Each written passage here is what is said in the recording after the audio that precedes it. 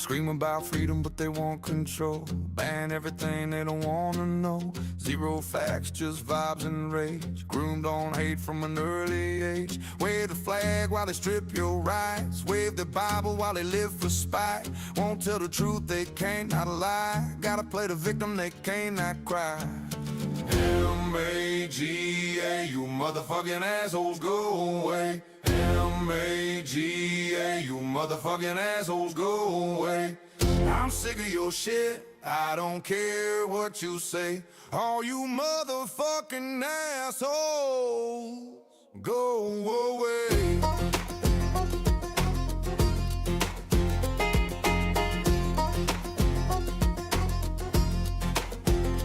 Right-wing news leaves them dumb as hell. Fall for anything, they already fell. Bootstraps, bitch, we can't afford shoes. You done gave everything to your billionaire boo. They say law and order and back to blue. As long as the blue is fucking with you. They say fair play rigs their game. Same old bigot shit, just a different damn name. M-A-G-A, you motherfucking assholes, go away. M-A-G-A, you motherfucking assholes, go away. I'm sick of your shit, I don't care what you say. All you motherfucking assholes, go away.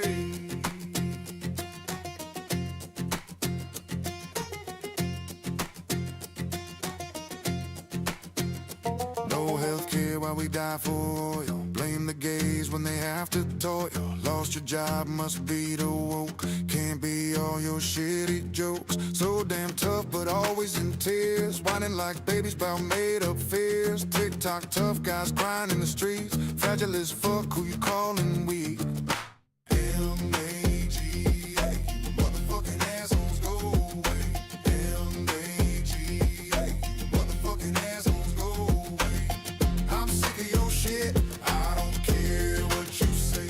All you motherfucking assholes, go away.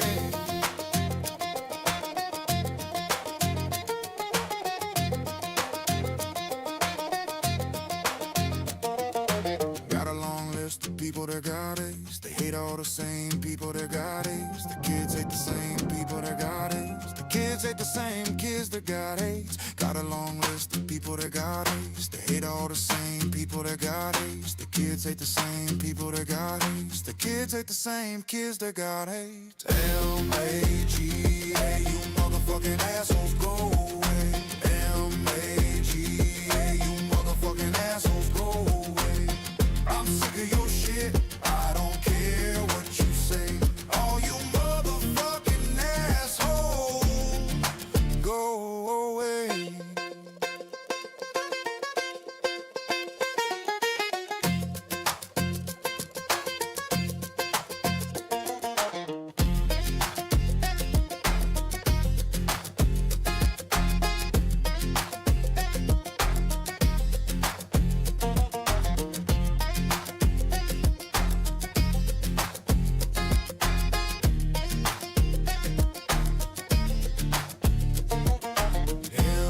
M-A-G-A, you motherfucking assholes, go away.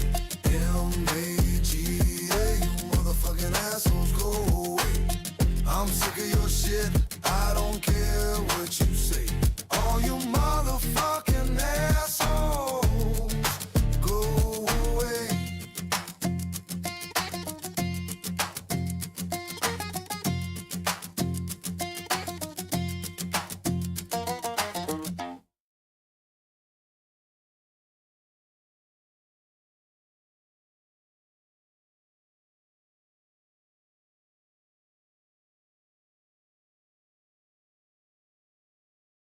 To a fine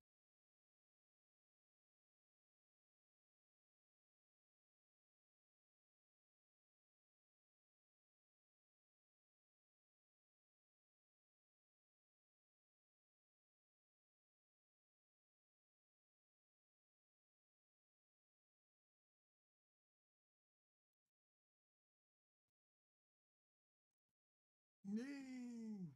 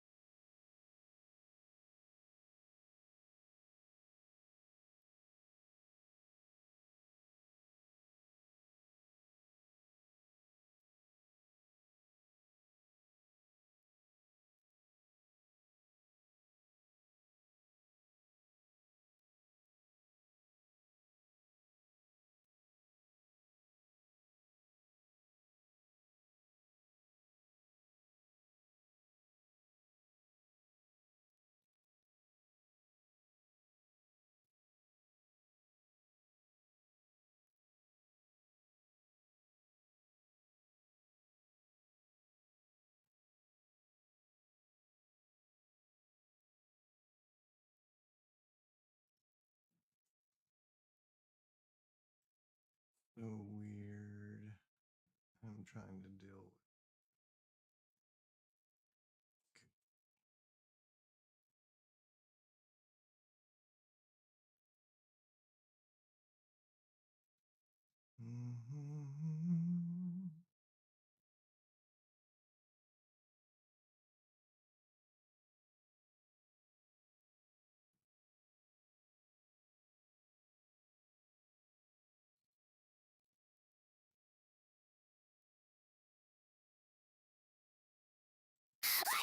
Take a hole, take a massive pit, bury all the ice, and burn the shit. I've had enough, I've heard enough, I'm thoroughly pissed. If all you maggots die today, you wouldn't be missed. Taste your own medicine, choke on the flavor. Go find a legend, do the world a favor. Fuck mega, fuck guys, and fuck you too. If you're down with the shit, I'm done with you. Fuck mega, fuck guys, and fuck you too. If you're down with this, I hope they get you too. Cry about this, whine about this, out a little more. I guess you're not an alpha badass warrior anymore. Tell me I have cooties while your face is in the crotch of an old ass whiny moron who looks like pumpkin rot. You're high on your own thoughts, you're too full of shit. I hope you take a wrong turn and catch a whole ice clear. Fuck mega, fuck eyes, and fuck you too. If you're down with the shit, I'm done with you. Fuck mega, fuck eyes, and fuck you too. If you're down with this, I hope they get you too. Obey, comply, obey, comply. Submissive sycophant till the day you die. Obey, comply, obey, comply. Submissive sycophant till the day you die. MAGA flags and white pride, fascism fueled homicide. Cheer the boot on the protester's neck. I hope your neck is the next to get ripped. Cry about mass when there's a plague. Trip on mask when it's an ice ray. Laughing at the crying kids because your idiot brain got fucked up by stupid. Even your kids think you're a fucking disgrace, and I'll buy them drink for no leopard's ear face. Fuck mega, fuck eyes, and fuck you too. If you're down with the shit, I'm done with you. Fuck mega, fuck eyes, and fuck you too. If you're down with this, I hope they get you too. Fuck mega, fuck eyes, and fuck you too. If you're down with the shit, I'm done with you. Fuck mega, fuck eyes, and fuck you too. If you're down with this, I hope they get you too. Just put yourselves out of our misery.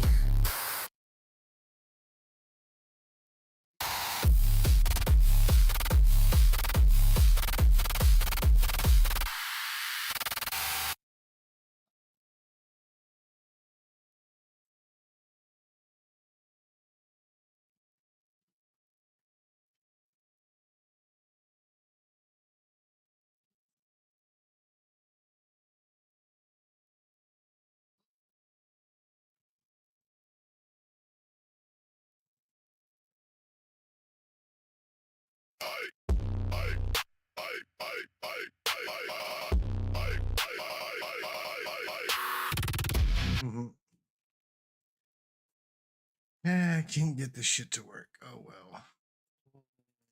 Anyway.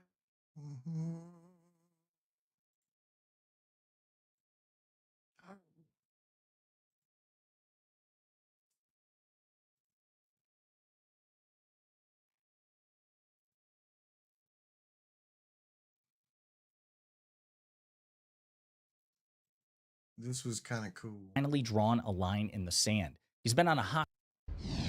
The biggest dividing line in politics and in culture is no longer right or left. It's a lot to do with basic trust.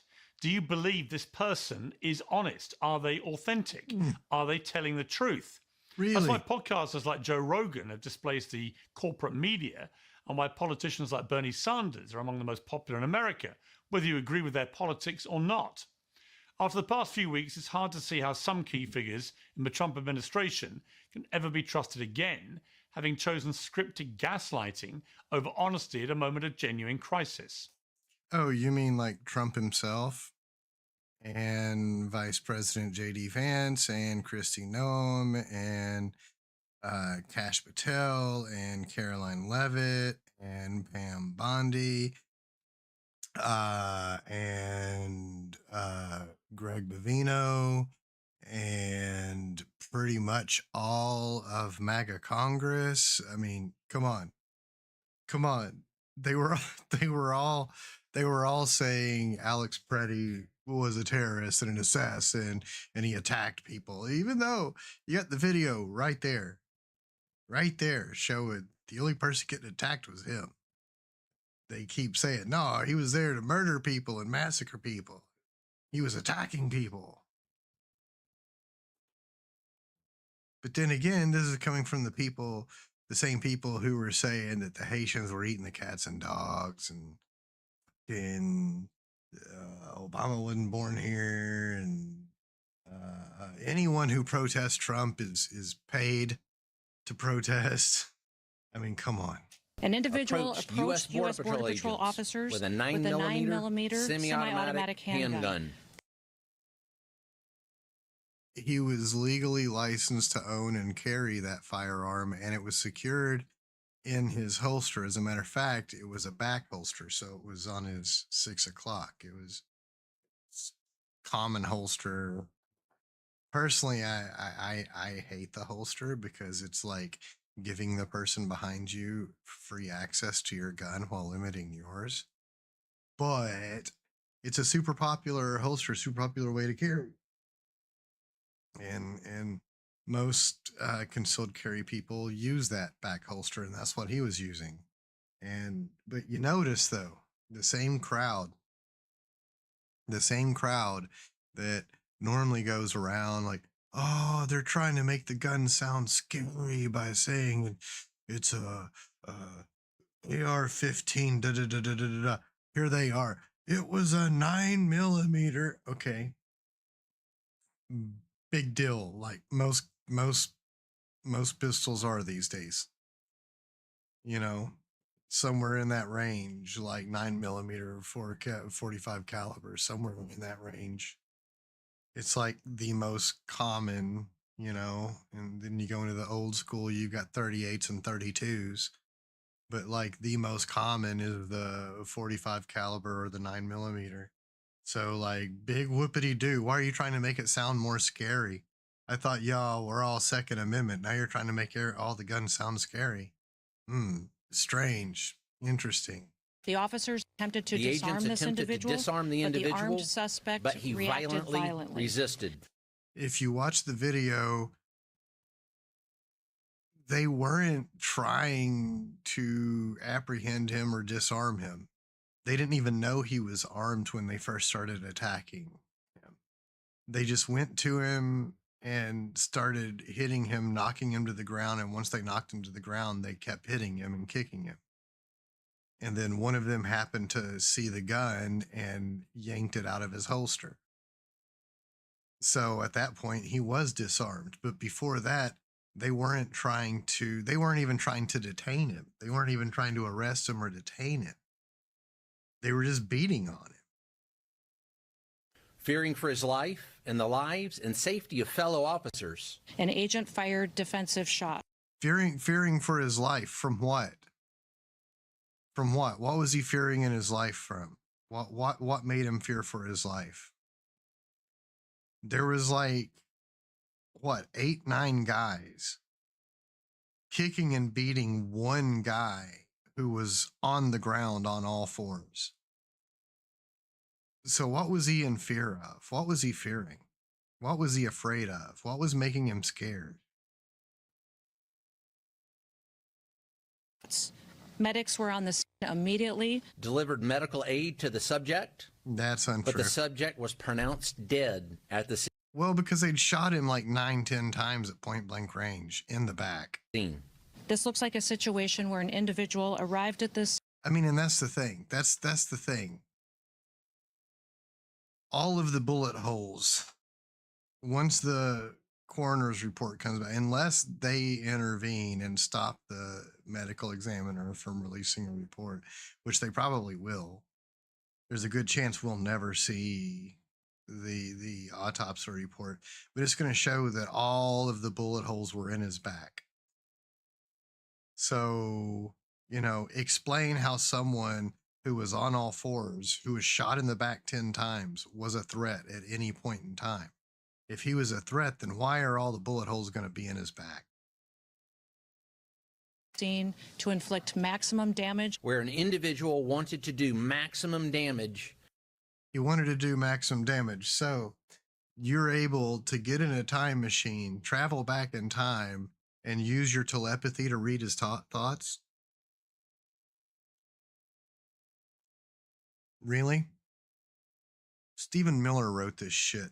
Stephen Miller and Caroline Levitt got together and wrote this evil speech. And massacre law enforcement. Well, anybody who'd seen the footage of Alex Pretty's shooting knew it just didn't stack up. And the same can be said about many of the arguments put forward to effectively justify his death. This was one of the most popular. Number one, the Second Amendment is a right. I'm a Second Amendment absolutist. You have the right to carry a weapon to defend yourself, not the privilege. It is a right. Those rights come with restrictions. I think you would understand that more than anyone at this table. One of those restrictions is you have to have your ID and your permit on you. We don't know. Current reports are he didn't have either one of those on. Okay, here's the thing.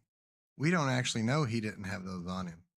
He could have had them on him, and it could have been like knocked out of his pocket or something, or it could have been in his vehicle, which it was most likely in his vehicle, because like most people who go out into an area like that, like they'll leave their wallet and shit in their vehicle because they don't want to get pickpocketed. They don't want to drop their wallet or what have you.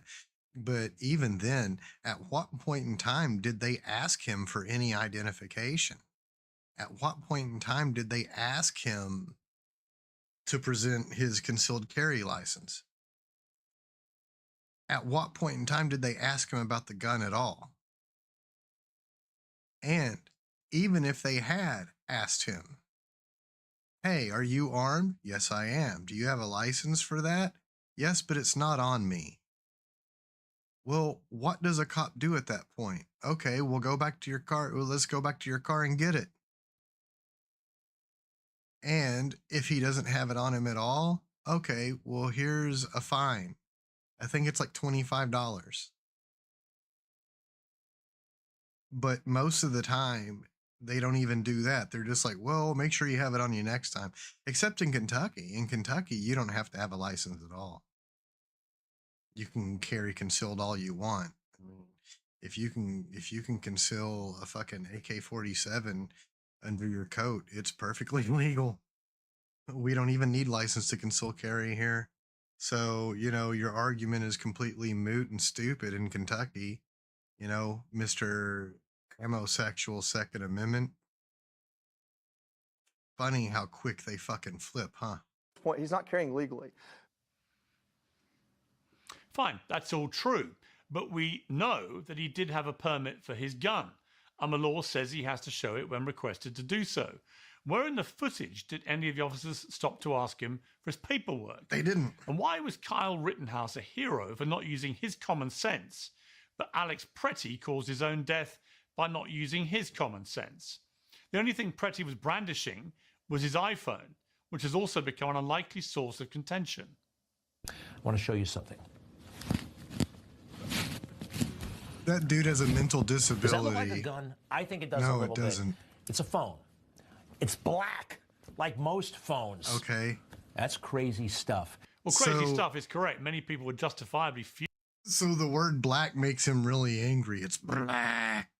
He hates saying the word black. That's weird. He's so racist, he hates saying the word. furious with Biden officials and liberal media personalities who repeatedly told them to disbelieve their lying eyes, not least about Biden's own health. They were also furious about the idea that angry white conservatives were domestic terrorists and the single greatest threat to America. Most of those people voted for President Trump because they were sick of it. They didn't give his enforcers a mandate to repeat the exact same playbook. Well, joining me to discuss all this is... And then he gets into the panel here. So again, calling out the Trump administration's lies about... Tim Miller, it seems to me it's been a very significant 48 hours, actually, for Donald Trump, for his administration, for the wider public, and for this issue of trust and being able to believe what we see with our own eyes. because this dude says some if you seriously listen to what wackadoo these shit here in a administration second. officials were saying in the immediate aftermath of this killing, then this guy, Alex Preddy, was about to launch a massacre of law enforcement officers when we could all see Anyone from the who says various that is a clips pussy that were ass coming bitch. out that simply wasn't true. Anyone He who was says that is defending a scaredy pussy woman ass protester who'd been bitch. thrown on the floor. He was then thrown on the floor himself. Yes, he had a weapon on him, but at no stage did he brandish that weapon or represent any threat to the 8 ICE officers that engulfed him. And in fact, they took away his gun and then they killed him. So given that we could all see that, I think what's happened here, which has been really pretty unprecedented and quite fascinating to watch, is that Donald Trump has realized this has crossed a line many people may not have thought Donald Trump was aware of or cared about. And that line being, if Donald you try Trump doesn't and tell care people about any lines. that what they've just seen with their own eyes Donald Trump is loves not lying. true, they're not going to buy it. Trust in you is going to erode, and your polling numbers are going to get slayed, and ultimately it will cost you at the ballot box. What's your reading of it? So we'll get to what Tim Miller has to say in just a second. Again, I would say this is where Piers' chronic Trump ass-kissing manifests itself, because he's trying to be a little charitable to Trump. Oh, Trump realizes you can't just lie to people and tell them to ignore what their eyes tell them. Trump does that all the time. Trump is the most inveterate liar we have seen in modern American politics. He's infinitely more dishonest than any Democratic politician, including, and I know Piers spends a lot of time attacking President Biden, but including President Biden. So it's not fair to say that, oh, Donald Trump is just some shrewd truth teller. Now, he has recognized that this is a political disaster for him, but his messaging also has been pretty mixed about this. He's trying to have a foot in both worlds because it's not in Trump's nature to totally capitulate. So with changes. Tim Miller, the Bulwark, has to say. Well, I hope you're right, Piers. I hope that Donald Trump changes course. I think we've seen some very minor evidence of that, replacing Greg Vivino with Tom Homan. For me, I would have preferred that all of the ICE and CBP agents be removed from Minneapolis immediately and then taken off the streets and brought back to D.C. or to the border where they're supposed to be. Minneapolis is famously 300 miles from a border.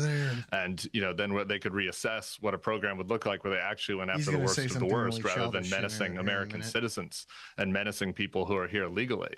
And I do agree with you that the American people overwhelmingly do not want and do not support a government that murders its own citizens in the street, that unloads a clip and shoots them 10 times, fires 6 bullets into their dead body on the ground, and then lies about them and smears them after they're dead. I think that the vast majority of Americans don't want that. You'll probably be able to find a couple of shills to come on and defend that on this show, but I think the vast majority of Americans say no. We do not want murderous mass thugs anonymously killing our fellow Americans. And certainly reflected in the polls. This has just been a total political disaster for Donald Trump, objectively speaking. The polls are coming in, and I mean, they are brutal, unrelenting, and I don't expect that to change anytime soon. So in this commentator, look, he's lipping and lip. Again, it's really good to hear Piers shut down bullshit from right-wing talking heads. Them as well. Do some heavy lying. Yeah, Officer Tatum, welcome back to Uncensored. I mean, the really frustrating thing for Donald Trump must be that a large part of his immigration policy has been extremely successful and well received. And I'm talking specifically about the basic closure of the southern border. After years of Biden allowing millions of people, Americans agree with. And yet here he is now. And I think it's all come down to this issue of how the ICE agents are behaving in these rural areas and these back-to-back shootings, deadly shootings of protesters. So this is important too, because as I said, when Piers has criticized Trump in the past, how point there, it's not look at the kind of like our Trump on TV. Why is Minnesota the only state that's having issues? And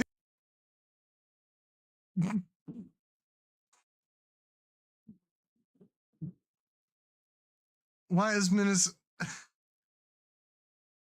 How many places has he deployed ICE, you fucking moron? You fucking idiot. How many places has he deployed ICE to? Okay? How many cities are they acting like this? I mean, what the fuck? I mean, Jesus fucking Christ.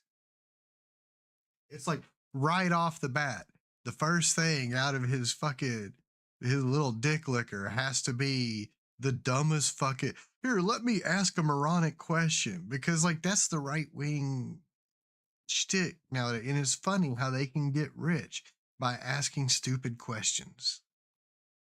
Like I could get rich just by sitting in front of a microphone and asking stupid questions about the left. And I would get a thing. I wouldn't just be sitting here fucking chatting to no one on my streams. I'd be on an actual show. Fuck.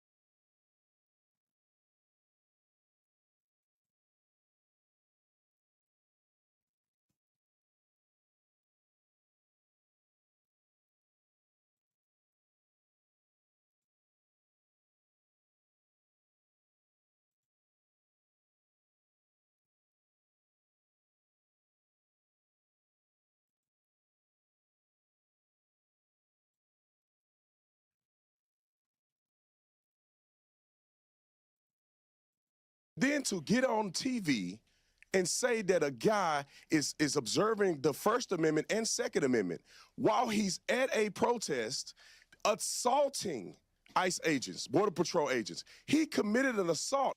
Who did he assault? Who did he assault when he was on all fours on the ground?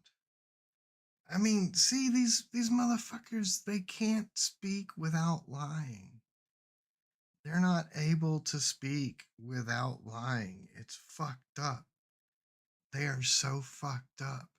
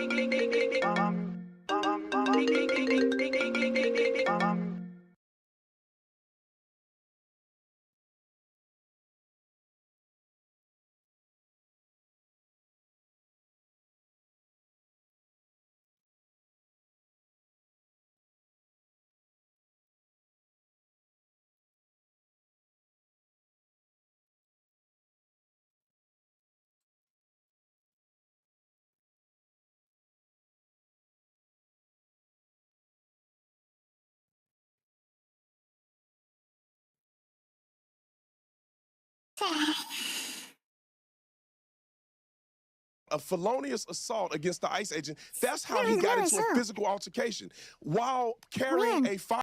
When and where was the assault? While carrying a firearm. The firearm was holstered.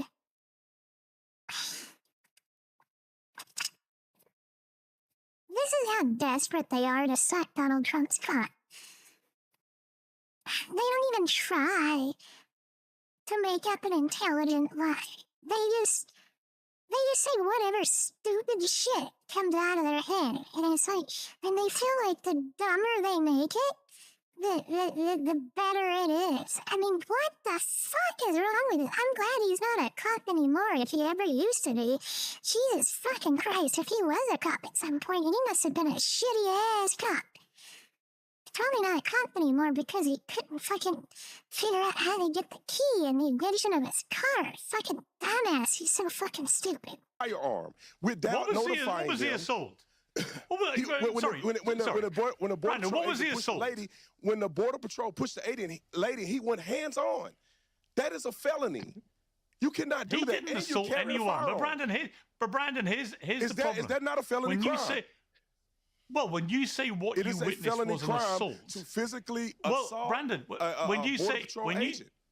hang on, let me finish. Piers, When you say I was called mindless. what you witnessed was when you say what you witnessed was an assault by Alex Pretty on ICE officers, that is not what I witnessed. Piers, do you because you don't live in America, you've never done law enforcement, you don't understand the law. And with all due I've got respect, a home in America. I've lived in America on and off for 20 years. But I'm saying you are not vested in American law enforcement. When you grab somebody like Pretty did with an ICE agent, that is an assault. Subject to an arrest. They had every right to take him down to the ground. He had a gun on him. The only person he grabbed was the woman who came got with pushed multiple down. magazines.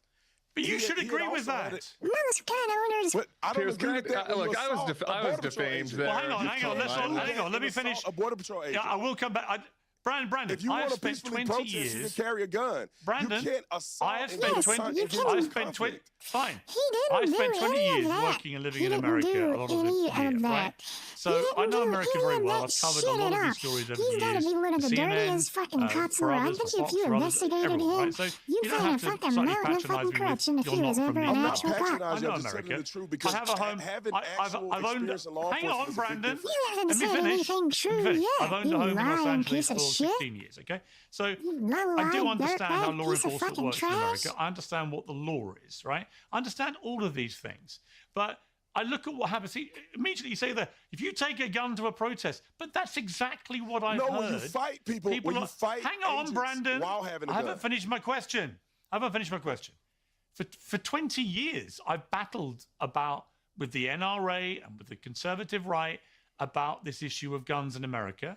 And I eventually concluded this is an issue for Americans to resolve amongst yourselves. I respect that. It's your country, your culture, your laws, your guns. However, there is a blazing hypocrisy in this narrative that's been spewed about Alex Pretty, that somehow one of the problems here was he was carrying a gun. He was carrying it legally. No, the problem is not carrying a gun.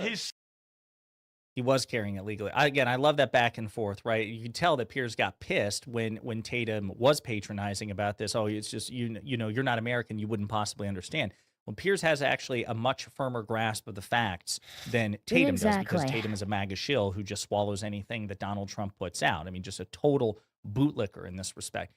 Alex Pretty did not assault the Border Patrol agent. Compulsive liar. The Border Patrol agent violently shoved. And this goes to fucking Piers' point. I wish I was on that panel. If I was on that panel, I would have interjected and said, Piers, what he is doing right now is reinforcing your point. One side just cannot be believed or trusted. Officer Tatum go back and forth. Happens. Things get twisted up. You have the gun get exposed. They yell, gun, gun, gun. He's reaching for his waistband. They think he has a gun. All of that is going to be justification under the law, because the perception of the Border Patrol agent that believed that he was armed and dangerous at the time that he fired the shots is going to be justification. They took his gun away. I hope to fuck that this Officer Tatum guy is driving through Alabama one night and takes the wrong turn into the wrong fucking county, and he bumps into a fucking sheriff who treats him exactly the way he's talking right here. This shit that he's talking about, I hope every fucking bit of this happens to him in one of those fucking sundown towns we hear about. That'd be fucking hilarious. I would love to read about that in the fucking paper. That'd be fucking hilarious. Anybody on this panel? Just like they took his gun away. We literally see them take his gun off him, and then they kill him. But that doesn't mean that the Border Patrol agent who shot him saw the gun being removed, Piers. He did. What? We've reviewed the footage. He did. And there's no evidence that he didn't see it. It was within his eye line. The agent in green has his gun out. The agent in gray is standing beside him, grabs the gun, runs off. He's watching the entire time. So again, Tatum's just full of shit. But there you have it, folks. We might do multiple episodes about this because Tim Miller and Brian Tyler Cohen jump in the fray. But if we did that, this would be a 45-minute long episode. I'm trying to sit down with Brian for an interview. He recently passed the 5 million subscriber mark on YouTube. So we might discuss this as well. So don't be surprised if this episode pops up. Side of the island, you would like to uphold the Constitution a little bit, right? Like, they're doing things that objectively, I don't care which side of the aisle you're on, objectively are unconstitutional. So no matter which side of the aisle on, you would like to uphold the Constitution a little bit, right? Like you can't go enter someone's home without a warrant, and not some like federal administrative warrant that they're trying to like skirt around it. Yeah. You cannot enter someone's home without an actual warrant. I think it's like the judicial amendment. It's the Fourth Amendment. Yeah, exactly. So it's like, and they're just entering homes. Dude, I saw them arrest somebody for having an accent, and the ICE agent that arrested him had an accent. Yeah, I know. Did you see that video? And the guy was like, "You got an accent too." Where you from? Exactly. Renewed criticism has surfaced for Andrew Schultz and the Flagrant crew. Let's talk about what happened in Minneapolis. ICE murdered an American citizen in cold blood, and then the Trump administration called him a domestic terrorist. Yeah. That's it. Yeah. Like plain and simple. Yeah. I see the administration trying to spin it. It's like they didn't even have a moment where they're like, hey, we're reviewing the footage. We're going to try to see what's really happening. All of them, Trump and all the cronies, put out collective statements that immediately blamed an American citizen that was exercising his First and Second Amendment rights. Right? He has the right to protest. He has the right to carry a firearm. He's a legal gun owner, right? There's no question about this whatsoever. And the administration immediately comes out and they try to gaslight the public, which you cannot do when we have 15 different videos of what happened. Yes. Exactly. And that is what they do, though. But that is what they do. Yeah. And I think that governments have Especially probably been this doing this for administration. centuries, Oh, millennia. stop. Oh, And stop. now Stop, you have a stop, public stop. that is armed with phones, and we can see Here what you go, actually trying to happened. And you're minimize not what going to they're just lie doing. to us, plain and simple, like that. While this is all well and good, I believe when Trump, everything he campaigned on, I believe he wanted to do. And now he's doing the exact opposite thing of know what he's done. Yeah, exactly to your point. If you tell me, it's easier for me to believe you wanted to do all these things if any of them were happening in the way that you said they to would. that point, like there'll be people that like they'll DM me and be like, you see what your boy's doing? You voted for this. I'm like, I voted for none of this. He's doing the exact opposite of everything I voted for. Yeah. I want him to stop the wars. He's funding them. I want him to shrink spending, reduce the budget. He's doing increasing it. everything It's he like said he was gonna everything that do. he said he's going to do. I don't know what you except heard. sending immigrants back. And now he's even flip-flopped on that. Schultz really did say, I didn't vote for this. The fact is, he did. Okay, Andrew, you voted for a convicted felon that tried to overturn the federal government. Let's just start there. Yeah, there you go. So any form of logic that you had after what we all saw with our own eyes on January 6th, anything that you saw after that is just you bending and not wanting to vote for another side, not wanting to hear the truth. Anything after that is you, like, making shit up in your head. Like, making up a story in your head to try to justify doing what it is you're wanting to do. You're wanting to ride Trump's dick with all your buddies. So you gotta make up justification for it. So you make up this story in your own head about how, but he said he was gonna do all this other stuff. When did he say that? When did he say he was gonna do anything other than what he's doing right now? I mean, what the fuck? Show me. Show me when he said he was gonna do something other than what he's doing right now. Caving to this toxic masculinity in this, we're going to deport everybody and we're going to be tough and we're going to make America great. It's all, the only thing Trump ran on were lies. And he lied to everybody and dumb people fell for it. And the main reason that he lied is to prevent himself from going to prison and to shut down investigations into him that probably would have led to incarceration and bankruptcy. This is what you're going to get, but I don't know how you teach somebody like you, who clearly you're not a dumb, but you fell for all this bull propaganda, and Trump waltzes onto your podcast and puts on a charm offensive, and then you think, yep, this is my guy, I'm going to vote for him. Yet all of the other red flags that everybody on the planet saw, we didn't ignore, and now here you are. I've had it, ladies, call them out. They'll DM me and be like, you see what your boy's doing? You voted for this. I'm like, I voted for none of this.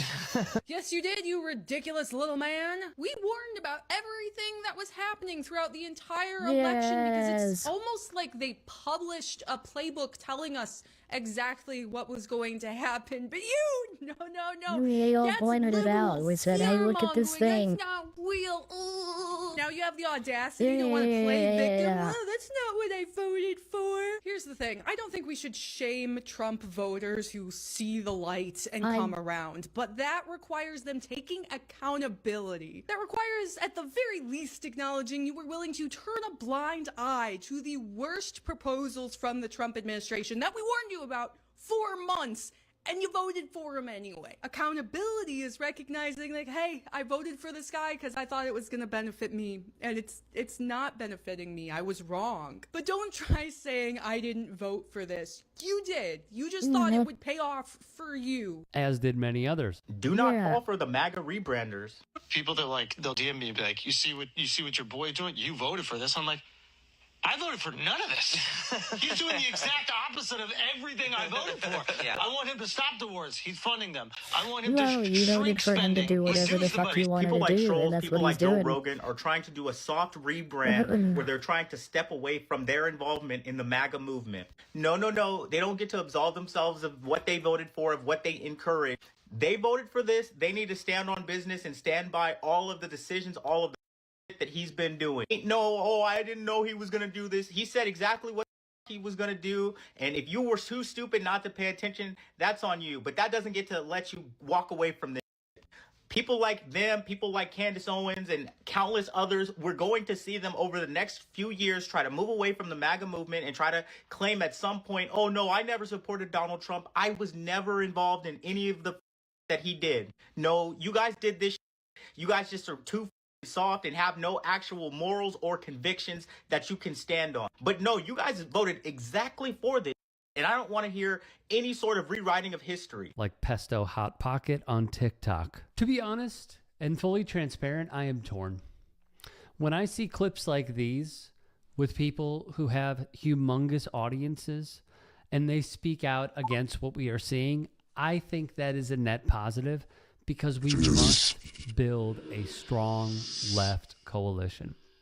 We must be on the same page in order to fight fascism. The other part of me is saying, how can you possibly say you didn't expect this or you're running away from it when he told us? We had people who support everything that this man does. So much so that they wore a bandage over their ears. And they held up mass deportations now when he spoke at the RNC. How do you not see it? Professors on fascism told us it will not stop with immigrants, which, by the way, look at who they're going after. Think about what they are doing.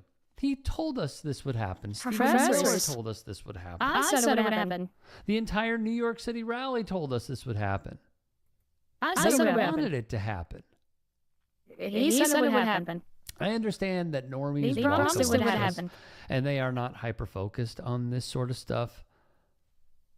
How could you not? The same people who say, I don't really do politics. So you don't care about your schools. You don't care about your roads. You don't care about climate change. You don't care about the air you breathe. You don't care about the water that you drink. You don't care about the imported beer. I'm not in politics. You don't care about the food that you put in your body. At all.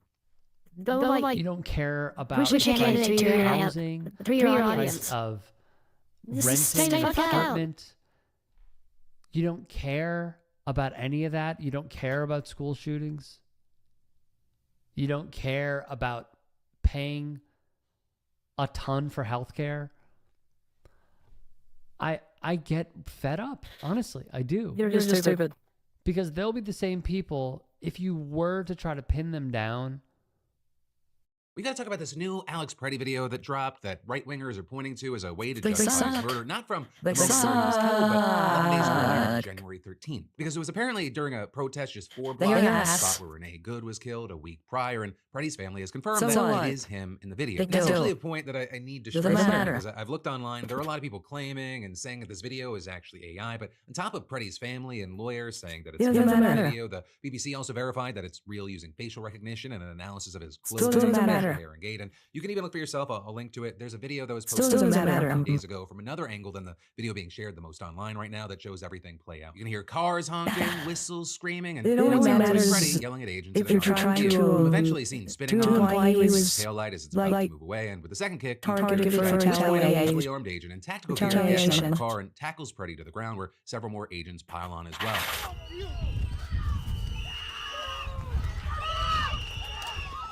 With then other agents firing tear gas and pepper balls into the surrounding crowd who's shouting at them. And then after a brief scuffle, Preddy apparently breaks free from the agents and then stands there as they get back into their car and leave without trying to apprehend him again. And in the process of escaping, his jacket apparently comes off, exposing what looks like a gun in his waistband. Now with all that, it's not clear whether this was the same incident, but you had sources previously telling CNN that about a week before his death, Preddy suffered a broken rib when a group of federal officers tackled him while he was protesting their attempt to detain other individuals. The outlet also citing records that seemed to corroborate the story, showing that he received medication consistent with treating a broken rib. To the quote that, ends up just kind of being chilling given what happened to him days later, a source said that during this earlier encounter, Preddy thought he was going to die. And in the wake of this latest video, you had a lawyer for Preddy's family saying a week before Alex was gunned down in the street, despite posing no threat to anyone, he was violently assaulted by a group of ICE agents. And adding, nothing that happened a full week before could possibly have justified Alex's killing. And many reactions from independents and the left, they were similar, with many saying that whether or not he kicked a taillight 11 days earlier, it's completely irrelevant to his later execution by the state. And some arguing that if anything, this video exonerates him even more because he never actually managed to go for his gun during this altercation either. But then, you have many feeling like this is vindication with, for example, the likes of Megyn Kelly commenting, Alex Preddy was itching for another confrontation with Border Patrol, whom he'd been stalking, harassing, and terrorizing. He had been victimized by them. His felonies are on tape. He was reckless and it cost him his life.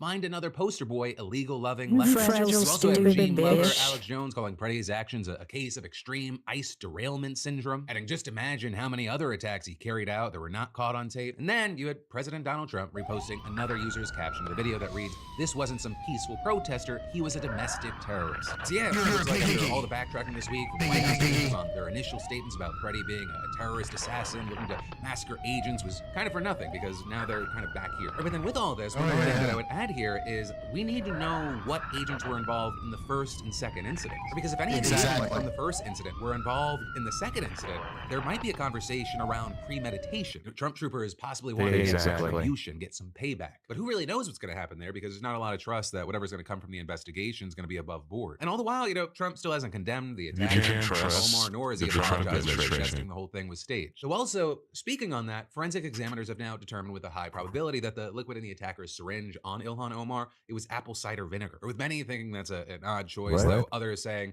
he was probably trying to send a message that you're not safe anywhere, I can get to you, people can get to you. Even if Trump's moved on from this situation, Omar hasn't, and last night she said that every time her name leaves his mouth, death threats against her, they skyrocket. I wouldn't be where I am at today. Having to pay for security, having the government to think about providing me security if Donald Trump wasn't in office and if he wasn't so obsessed with me. And last night, the man that attacked me was specifically upset that Trump's order to deport Somalis was not yielding enough deportations of Somalis. So he wanted to come get the person he thought was protecting the Somalis. Well, we are protected by the Constitution. Also, I'll say on the note of Democrats in the state, today you had Democratic Senator Amy Klobuchar making an appeal for unity, announcing her run for governor. These times call for leaders who can stand up and not be rubber stamps of this administration, but who are also willing to find common ground and fix things in our state. That's why today I'm announcing my candidacy for governor of the state of Of Minnesota. course, it's coming after the current governor Tom Walz made a re-election bid and punch him in the mouth on Medicaid fraud. You know, kind of by default, Klobuchar has got to be considered a serious contender, if not the outright favorite for his office. She's won elections by double-digit margins before. She ran for president, and with over 2 decades in the Senate, she's kind of cultivated an image as a common sense centrist who loves bipartisanship. Though you already had a number of people saying it's hard not to notice that in the over 4 minutes of speaking, she never mentioned a single specific policy proposal besides getting ICE out of the state and rooting out fraud. So, we're gonna have to wait to see if messaging evolves, what this looks like, and if the kind of brand of calm moderation appeals to Minnesota that's gonna reach kind of a boiling point. And actually, with that, do you remember how I mentioned on Tuesday that Minnesota's chief federal judge declared the court's patience is at an end? But he ordered acting ICE director Todd Lyons to personally appear in the courtroom on Friday to answer for his agency's disregard for the law unless they release the man who was still detained despite the judge ordering him released 2 weeks ago. Well, apparently they actually finally released the guy, albeit only after being threatened. So now the judge has called off the hearing with Lyons, but he also wrote an absolutely scathing note about the agency, with him listing 96 court orders that he says that ICE has violated just since January 1st, and then adding, the extent of ICE's noncompliance is almost certainly substantially understated because the list was hurriedly compiled by extraordinarily busy judges. In fact, he goes on to say that ICE has likely violated more court orders in January of 2026 than federal agencies have violated in their entire existence. With him then finishing by pointing out the obvious, ICE is not a law unto itself. And with that, he says if ICE keeps ignoring court orders, he'll order Lyons or other government officials to appear in his courtroom again. But also the fact that this judge has kept his cool for this long, it really is a testament, I'd say maybe at least to his patience. Because ever since Trump stormtroopers just stormed Minnesota, their court dockets have been flooded by hundreds of cases from migrants who have been detained or citizens who allege their rights were violated. And as we've heard from local officials, police have been absolutely overwhelmed with 911 calls and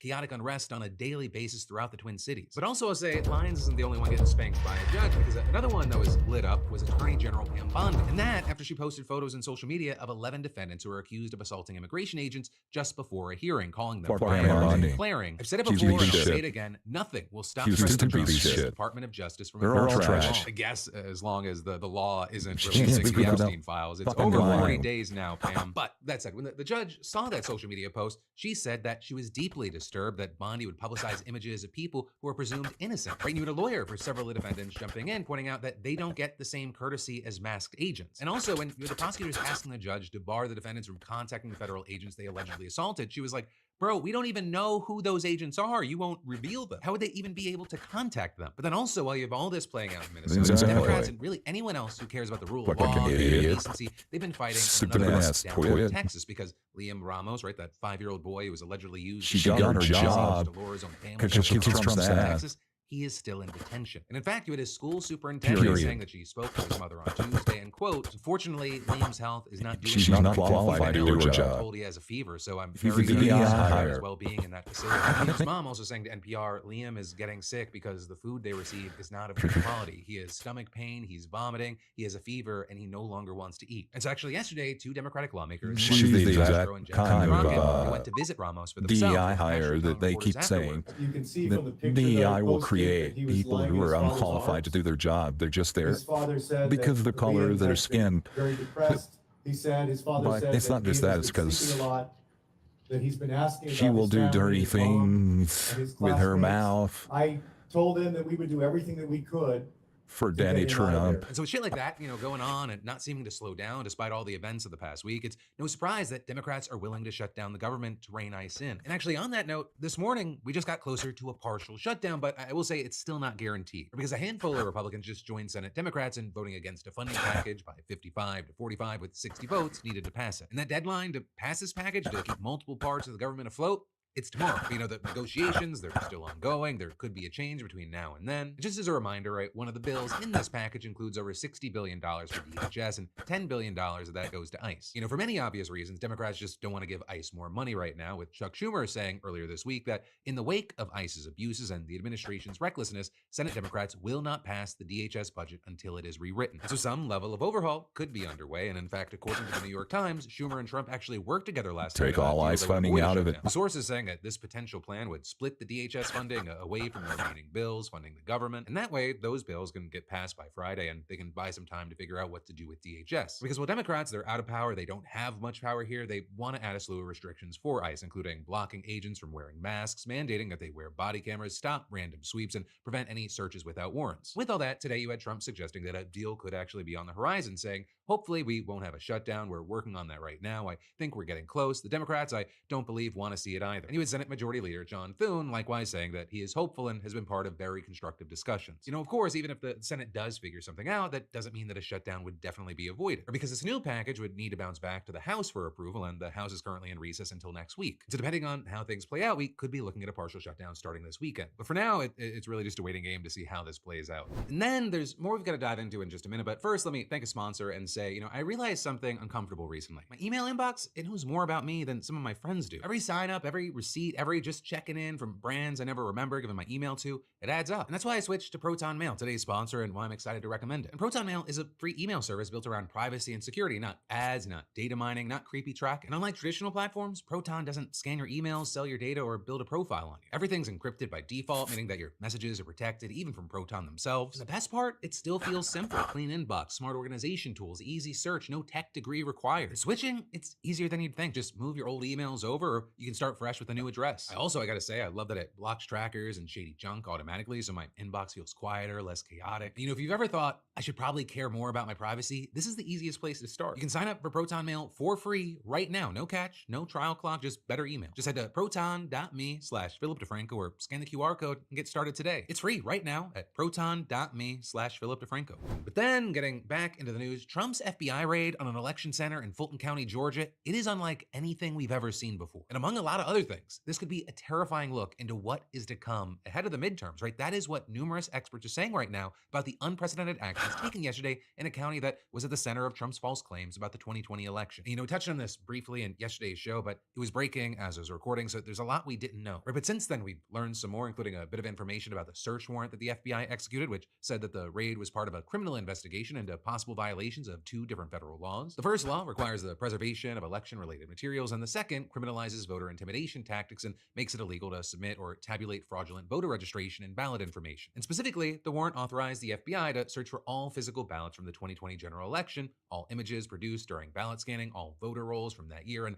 all tabulator tapes, which is basically a receipt for the vote totals recorded by the voting machines. Right? And so then with all that, you had Mo Ivory, a Democratic commissioner for Fulton County, saying in a post that the FBI's first warrant had an error, but once the error was resolved, FBI agents returned later in the day with a second warrant and county officials complied. With then agents surrounding the facility with lines and trucks, and they spent hours taking away boxes and boxes of old ballots and other materials. But at least for right now, that's basically all we know for sure. There haven't been any more Cue the details third about right the music. investigation or even what the exact allegations are. With this, you have many Democratic lawmakers and experts speculating that this is a dramatic escalation of the same baseless bullshit that we've been hearing about for the last 6 years, and yet another example of Trump weaponizing his DOJ to do his personal bidding. Right? 3 recounts, multiple investigations, numerous courts, and countless state and local officials have all debunked Trump's claims about the fraud in Georgia. But Trump, of course, has refused to shut up about it, and now that he's in office, he's using his power to revive the case, and he's going after Georgia by throwing everything at the wall and seeing what's shocking.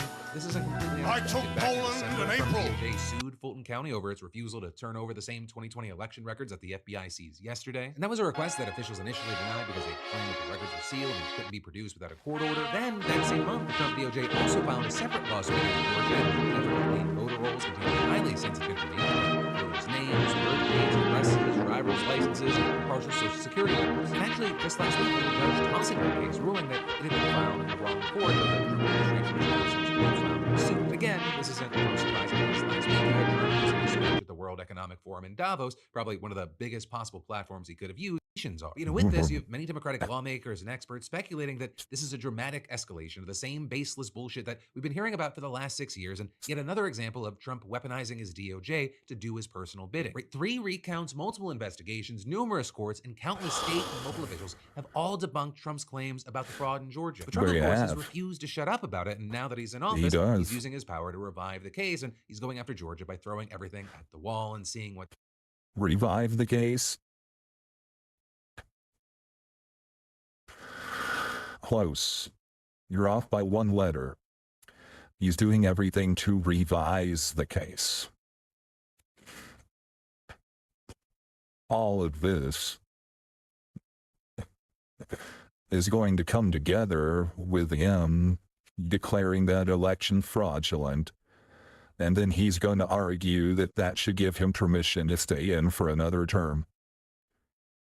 I'm putting my money on it now. What sticks. Right? I mean, while shocking, this isn't completely unexpected. Back in December, Trump's DOJ sued Fulton County over its refusal to turn over the same 2020 election records that the FBI seized yesterday. That was a request that officials initially denied because they claimed that the records were sealed and couldn't be produced without a court order. Then, that same month, the Trump DOJ also filed a separate lawsuit against Georgia in an effort to obtain voter rolls containing highly sensitive information like voters' names, birth dates, addresses, driver's licenses, and partial social security numbers. And actually, just last week, you were tossing that case, ruling that it had been filed in the court, though the Trump administration has now since refiled the suit. Again, this isn't the most surprising because last week you had Trump using his speech at the World Economic Forum in Davos, probably one of the biggest possible platforms he could have used to further his election lies, claiming that the 2020 election was rigged and adding, will soon be prosecuted for what they did. It's probably breaking news, but it should be. It was a rigged election. Can't have rigged elections. But again, with all that, you have many experts saying this raid in Fulton County is entirely unprecedented. Or with experts saying things like, I'm not aware of something like this happening ever before, adding, this just looks like a way to use the might of the federal government to further Trump's voter fraud narratives. Again, that's something that's been echoed by many top Georgia officials, including Mo Ivory, who said that she and her colleagues were working on a legal plan to stop Trump's efforts. An attempt to take your vote away. This is all about November 2026, about the primary on May 19th and then the November election. He does not want the midterm elections to take away his power, so he's trying to create chaos. Exactly. So this is what he does. Chaos in Minnesota, chaos in Fulton County. We are a target. Protect your vote at all costs. I'm sorry. Everybody always says your life depends on it. Oh, your life does depend on it. Also, you had Ivory saying that what we saw in Fulton County yesterday, it's really just the tip of the iceberg. We're saying that Fulton County is actually just the blueprint, and Trump is showing us here what he is capable of and what he is willing to do in other states. Fulton County is right now the target, the only county right now fighting over an election that already happened. But it is coming to a place near you. This is the beginning of the chaos of 2026 that is about to ensue. You know, she's definitely not alone here. You also had Georgia Senator John Ossoff issuing a very similar warning. This is a seismic event. This should have people across the country absolutely shook. This is a huge deal. This is an FBI raid on the Fulton County Elections Office. His conspiracy theories about the 2020 election have been based in Georgia from the very start. This is a shot across the bow at the midterm elections. He tried to steal power when he lost it in 2020. We have to be prepared for all kinds of schemes and shenanigans. We have to be prepared for people to try to deprive people of their voting rights. Right, I think it's very important to be 1,000% clear with you about what is happening here. This is just a preview of what is this raid, the lies that he tells to cast doubt on election security, his red state gerrymandering campaign. It is just an appetizer for the main course served by a chef who cooked up a full-blown insurrection the last time we sat around the dinner table. And the only way you, we can fight it is to do what Ivory said and vote like your life depends on it. And also, I guess in the background, hope that the MAGA Civil War actually, speaking of the so-called MAGA Civil War, Candace now leaked even more alleged footage of Erica Kirk. And this time it's from a Zoom call with TPUSA staff that apparently took place just 6 days after Charlie was shot. So you have people now adding this and comparing this. Yesterday we talked about audio that Candace shared where following Charlie's memorial, Erica is boasting about merch sales. She sounds really happy. You know, those clips, they faced a lot of backlash from a number of people. And now with this Zoom call, you have Candace again taking issue with Erica's tone and how often she uses Charlie to encourage people to work hard. And so she shares clips like this where Erica gets emotional talking about TPUSA's future. Turning Point USA will continue like my husband always wanted. I'm going to work hard what he would want. I will fight like hell to make sure that all of you have a job here. What? I don't want anyone to think their job's in jeopardy. What? Because your family, I think Charlie's just... I'm trying not to say that he would be... He's obviously celebrating in heaven amongst many things, but he's so proud of all of you. It's just, I feel so blessed and honored. So, you know, like with the last clip, the reaction to it was sort of a mixed bag, but here you had Candace thinking, one, it's odd to suggest that Charlie would be celebrating after being assassinated, and two, it's also weird to her to hear a widow say that she feels blessed. Right, and that is, you've also had a number of people pointing out this moment where Erica is kind of smiling very big as the Zoom call starts. Yeah, there you go. Shut up. Sorry, this is a little bit more informal than probably Charlie would be reacting. How sweet. What? I didn't know they could do that. I hate Sims. I never liked Sims. Sorry, you guys. I just wanted to say first and foremost, my heart obviously is broken for you guys as much as it is for our family. Also in the videos we've now seen, Erica encourages people not to judge people for how they grieve. Be soft with them and one another. Everyone grieves differently, so if someone's acting weird, don't read into that. I wish I could hug all of you, but again, the fact that there's a lot of them in the office on today, the fact that a lot of you guys are here in office, that's what you would. Like the mission, he doesn't want to just be sitting on the couch alone in your room. So one of Candace's biggest issues with this is that the employees apparently thought this hustle through the tragedy felt kind of cult-like. They were only given Erica as this symbol of you guys need to work harder, right? As though Charlie's wife was being used to convince employees that it is now a mandate handed to them by God to work harder, to sacrifice themselves, to work longer days, because this is their new family. But you know, with all this, the reactions, I'll say, are a little more split here than with yesterday's clips, right? You have some people, again, thinking that Erica doesn't sound like a grieving widow, though others thinking that, you know, it's not weird that she's putting on a brave face, and that, yes, she smiled, but she was just reacting to her team supporting her, right? Arguing that if smiling or grieving is illegal, well, you can also see Candace smiling on camera in the aftermath of Charlie's death as well. And all of this is, you have people saying that when it comes to Candace, it's worth noting that it's to her direct benefit to try to get people to turn on Erica Kirk, especially amid this MAGA civil war. People arguing that it's about audience consolidation and pickup, because the less people on TPUSA's side, the more people would be on hers and vice versa. I mean, you've even had the New York Times previously saying that this is a story about conservatives creating a monster they can't control, and saying having elevated her in large part for her willingness to say outrageous things about her opponents, people on the right are now surprised by her willingness to say outrageous things about them. And then we've got to dive into more. First, let me thank a small moment.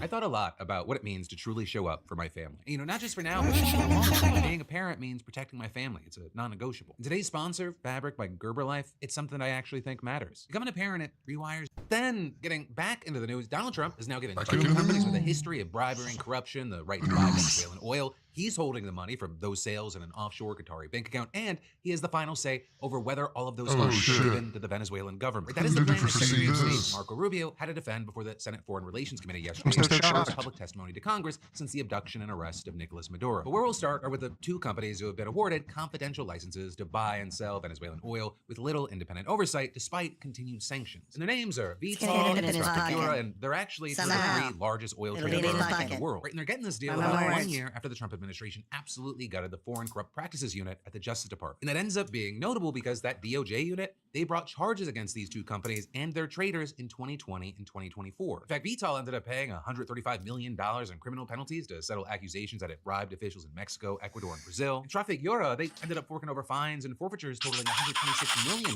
as part of a plea deal in which it admitted guilt. And that case specifically involved payments being funneled through shell companies and offshore accounts in order to conceal bribes to Brazilian officials that the DOJ said company over $61 million in profit. Even that is kind of just the tip of the iceberg. In 2024, for example, Trafigura agreed to pay another $55 million in civil penalties to U.S. regulators over allegations that it acquired confidential information about gasoline contracts, manipulated prices, and impeded potential whistleblowers. Then a month later, Vitol and another firm coughed up a cool $50 million to deal with a case brought by the California AG involving allegations that they had secretly worked together to tamper with and manipulate gasoline prices in the state. Then another month later, an individual Vitol trader was convicted of bribery, and last year, Trafigura was convicted on corruption charges in Switzerland for having bribed an Angolan official for oil contracts, although the company is now appealing that. And so then with all that, you have people like Robert Bachman, an analyst at a Swiss NGO investigating commodities traders, saying Trump is taking advantage of firms that know how to circumvent regulations. Exactly. They were previously hunted down by the U.S. Department of Justice, but that does not seem to matter to the current administration. Now, that said, there are other reasons to go with these guys. Where you reportedly had administration and industry officials arguing that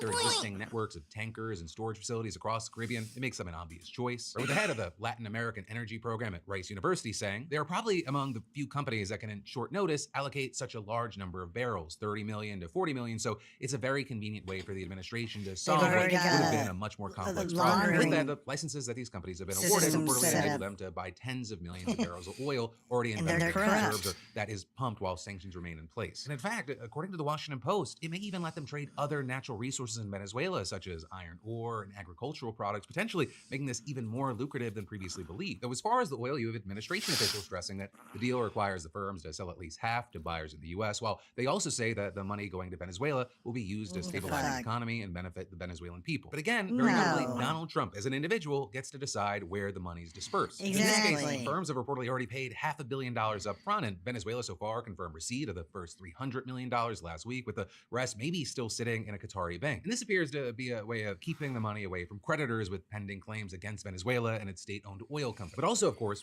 we're talking about potential corruption. I mean, you hear Qatar and you're like, isn't that the country that gifted Trump a $400 million luxury jet? And that's just one thing among several questionable things. You know, with all this, while it's a much smaller amount, it's likely that a senior trader at Vitol donated $6 million to political committees supporting Trump's 2024 election. So there you have the company emphasizing that the donations were made by an individual and not business. Also, I will say, at least according to one expert, the U.S. taking control of another country's oil sales and routing payments to an offshore account, it's not without precedent. The U.S. actually managed sales of Iraqi oil using foreign bank accounts in the 2000s, but notably, you had this expert adding, there is also denying that had ever actually happened. That never happened. I couldn't be with him because it never happened. Warren, along with 4 other senators, have actually launched an investigation asking for information from 15 major American banks to figure out whether they were approached by the administration before the military action in Venezuela. Or because you've actually had Donald Trump telling reporters straight up that he had spoken with oil executives before and after the military operation. So yesterday, you had Rubio trying to do some damage control, denying that had ever actually happened. That never happened.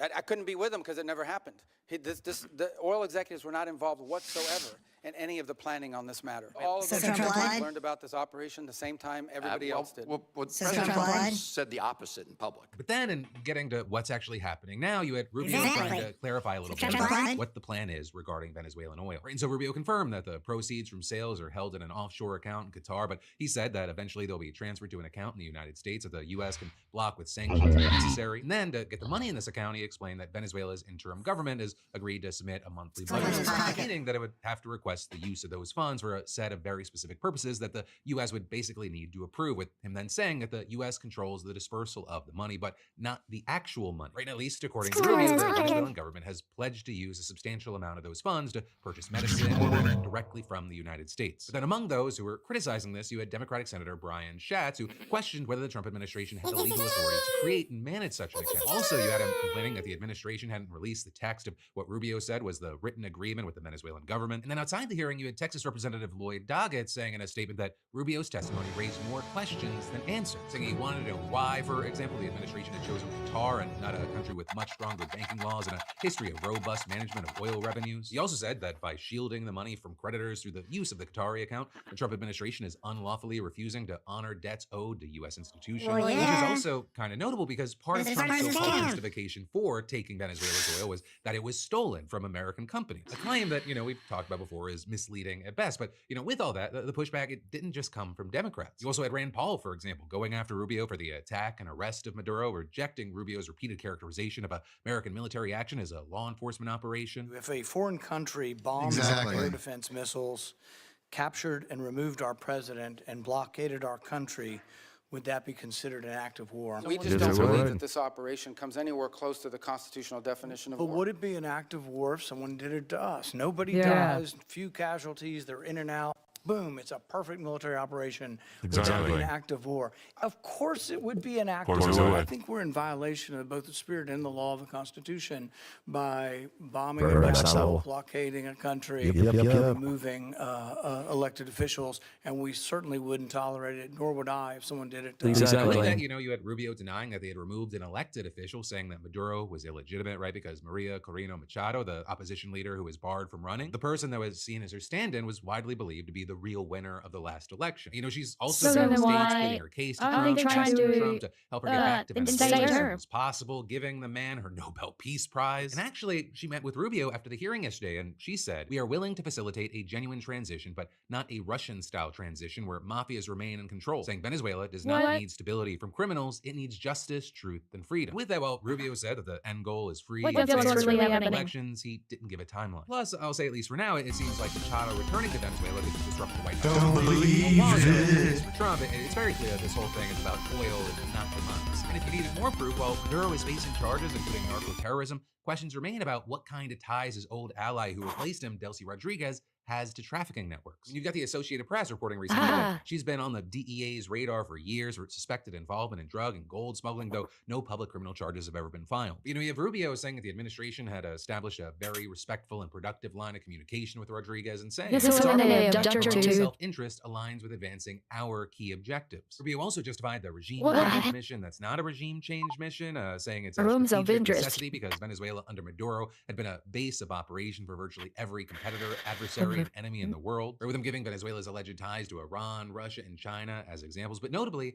Rodriguez hasn't met the White House's demand to cut ties with those countries. So that's why you had Democratic Senator Jeanne Shaheen say, So attack anyone with ties to Iran? Vice President, now the interim president, has taken no steps to diminish Iran, China, or Russia's considerable influence in Venezuela. One of the reasons that has been given for the mission.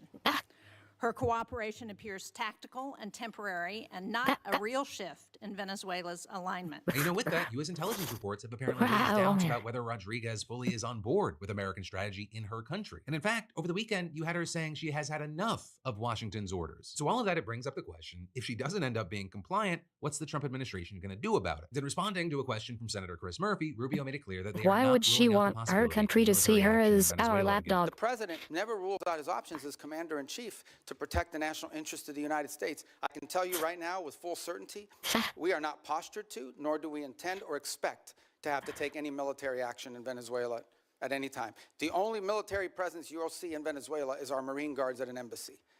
Okay, that is our goal, that is our expectation, and that is what everything that outlines towards. But if that you've said, already proven if an that Iranian wrong. drone factory pops up and threatens our forces in the region, the president retains the option to eliminate that threat. And then with that, you had Murphy asking if the Trump administration would get authorization from Congress this time if it took military action in Venezuela. So there you had Rubio responding by claiming that under federal law, any military action lasting longer than 60 days would require congressional authorization, basically leaving the door open for another operation of the sort we've already seen. But that, my friends, you beautiful bastards, is where your Thursday Philip DeFranco Show daily dive into the news is going to end. But one, I'll see you right.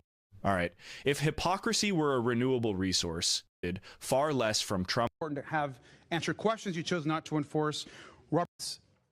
So once again, I ask you, Mr. Chairman, let's ask President. The ticking off of what are our constitutional protections one by one on the amendments. The First Amendment, which is about, among other things, freedom of the press, freedom of speech, and freedom to protest and peaceably assemble.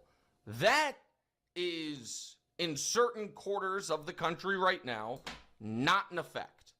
The press are getting smoke bombed and gassed, just like the protesters on the sidewalk, and we have federal agents saying to people, raise your voice and I will erase your voice. The Second Amendment, which I have had to, my entire adult life, sit and swallow, that the Second Amendment is so sacrosanct that we must accept the cost of school shootings, because while tragic, there may one day be a...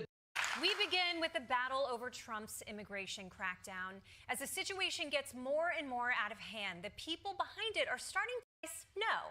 Is it a start? Yes. Am I going to keep asking myself questions and then answering them? No, this is my last one. Can I ask one more? Fine. But let's move on to the big... Can we get your reaction to the Alex Preddy incident? Right here. Can we get your reaction to the Alex Preddy incident over the weekend? We're going to have hearings on this. We've invited 3 of the prominent leaders from the Department of Human Services on immigration and immigration control, and we're going to discuss the question of whether or not filming someone, as I see is going on right now, whether that could be considered to be assault, whether retreating from ICE agents is considered to be assault, and whether or not filming and then retreating is an indication that you are a potential assassin. If we're going to say things like that, people out there in the public need to know. I mean, do people filming the government have to worry that they are guilty of assault and the use of lethal force can be used against them. Look, we have this all of the time as far as our police. Our police have a tough job.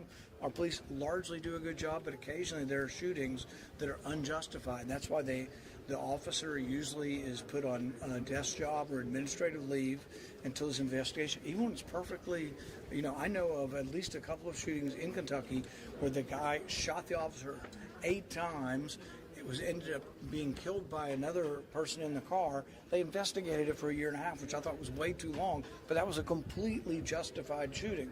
But we investigate things because we think using deadly force is the unusual. It's the exception to the rule. But we can't just say, oh, nothing to see here, and he was obviously an assassin and a domestic terrorist.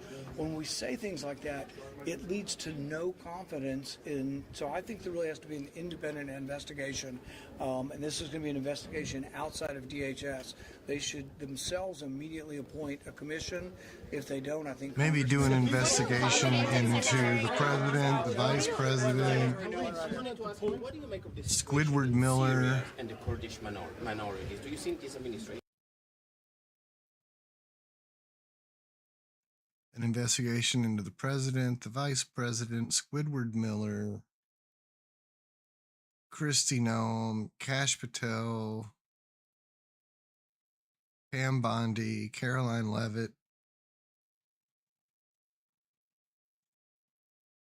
assorted members of Congress, Bovino, all of them blatantly and repeatedly lying. An investigation into that.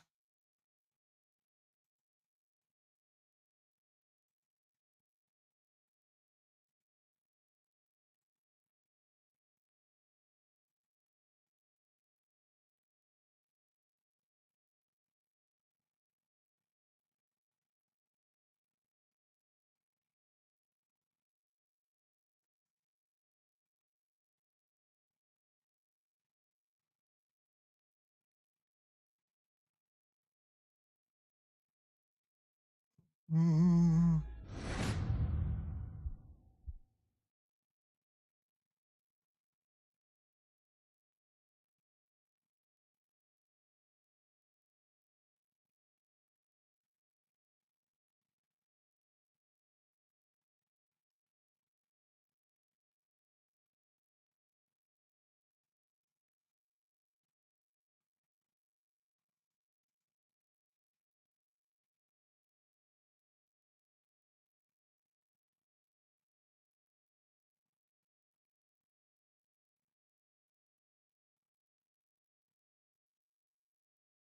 No.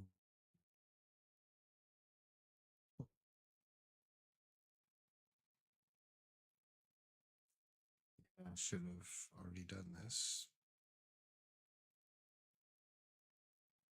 but I did not.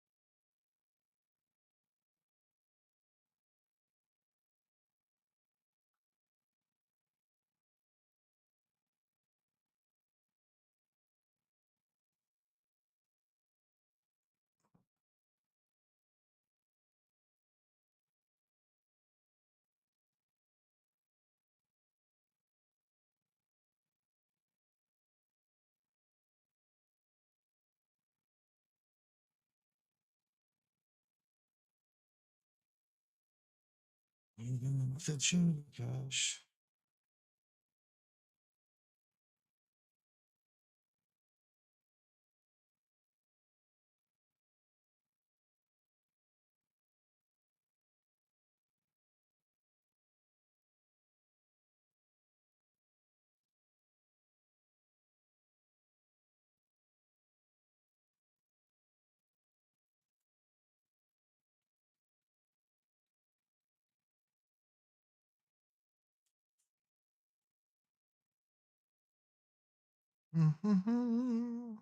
Almost halfway there.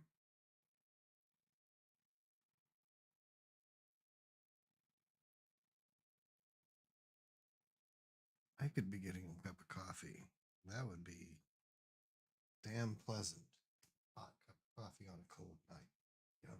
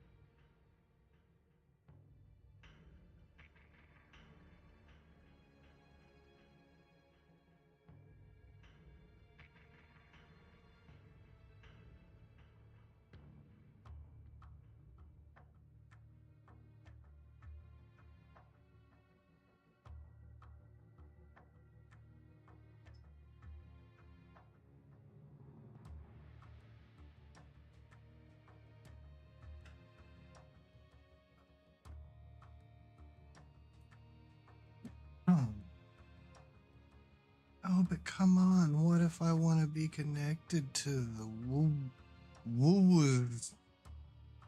I want to be connected to the woo-woos. Needs my woo-woos.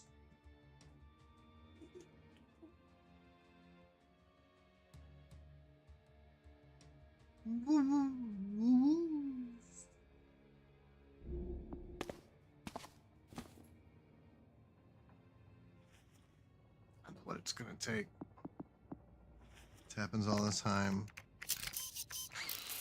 It won't connect, so you log out and log back in, and then there you go.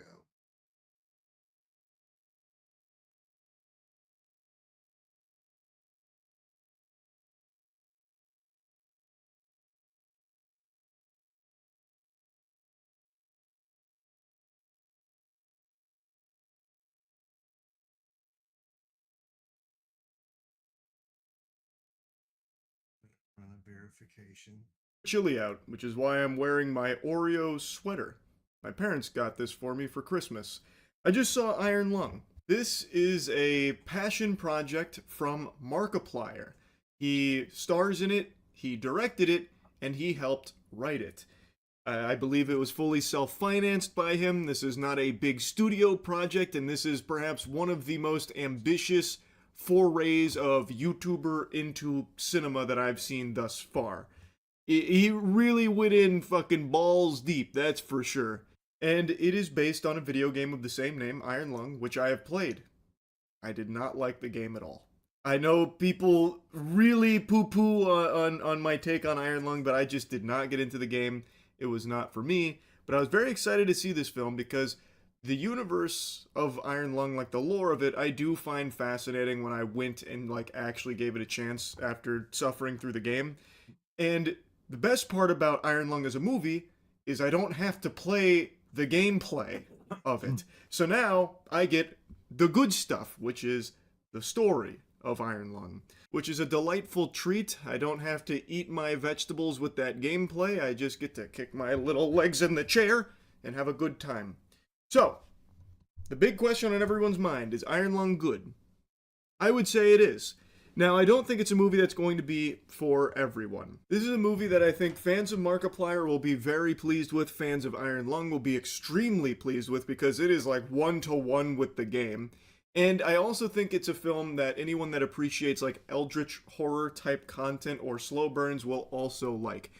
But it does have some shortcomings.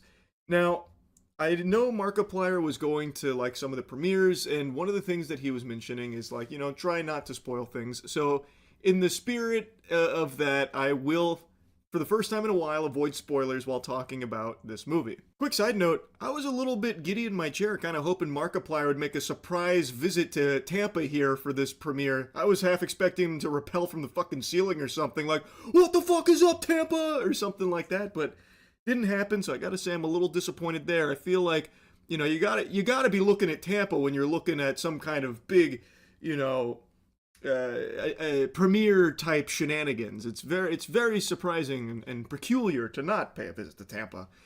But anyway, Iron Lung, you will spend 95% of the film with Markiplier locked in a sub as he is losing his mind on this mission, set in a world where all the stars and habitable planets have vanished and humanity's basically on the brink of extinction. In an effort to survive and try and press forward, they send a convict named Simon, played by Markiplier, in a submarine in an ocean of blood on an important mission for the sake of humanity.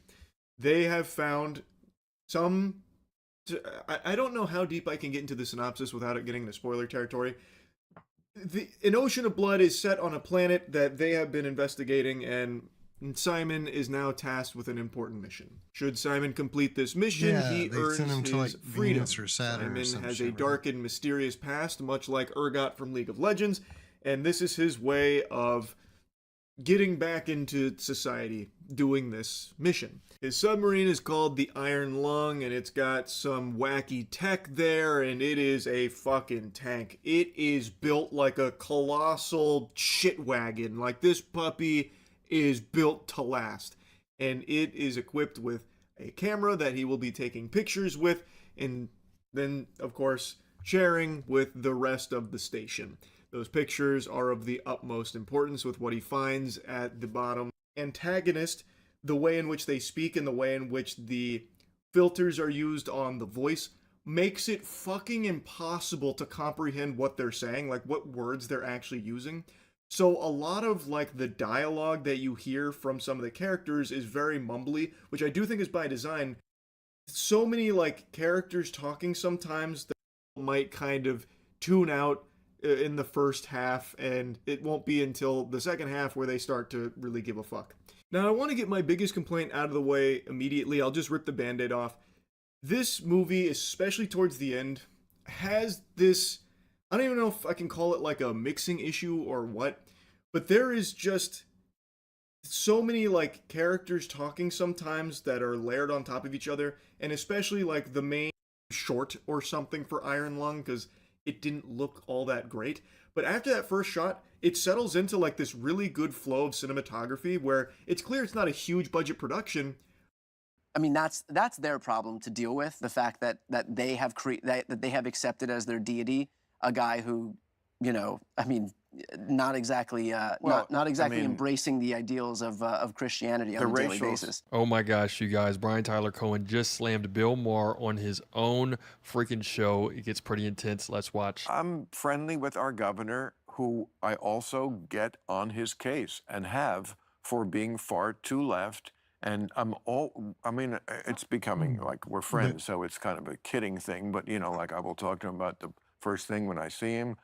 I won't even say his name. I'll just start on the potholes, or I couldn't get my solar hooked up, or all the crazy of California that he has to wear as baggage. I mean, you know, it's a state where it's hard to buck that, but yeah, I think you could, and he's starting to. He has moved to the right. And they say they don't have to because everything three big Trump issues does that is I right could and name. good. I won't bore the crowd, or maybe we will. I mean, come on. And this is what I've been hoping he could do. It's a lot of baggage, but I always thought this guy has what it takes to be a presidential winner because he's just really smart. He's a great fighter. Like, he's mean, which is great. He knows how to be mean where you should. And he looks great. That doesn't hurt to be the tall, good-looking guy in the race. The Democrats, I think, have maybe learned their lesson and gone through their phase where they couldn't stand the sight of a white heterosexual man. And maybe they're over that now.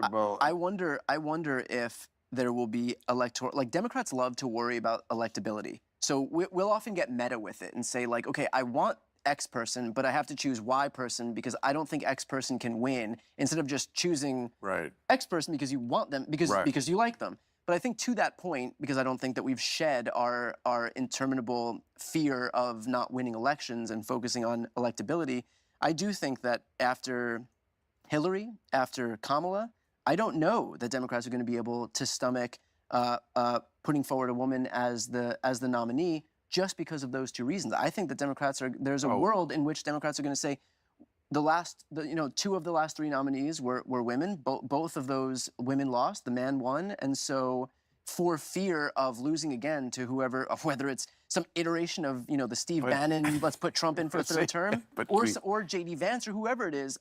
I think there will be a reversion if I had to guess. But then again, I told. And here we have Bill Maher showing how tone deaf he truly is by flexing a friendship with Gavin Newsom.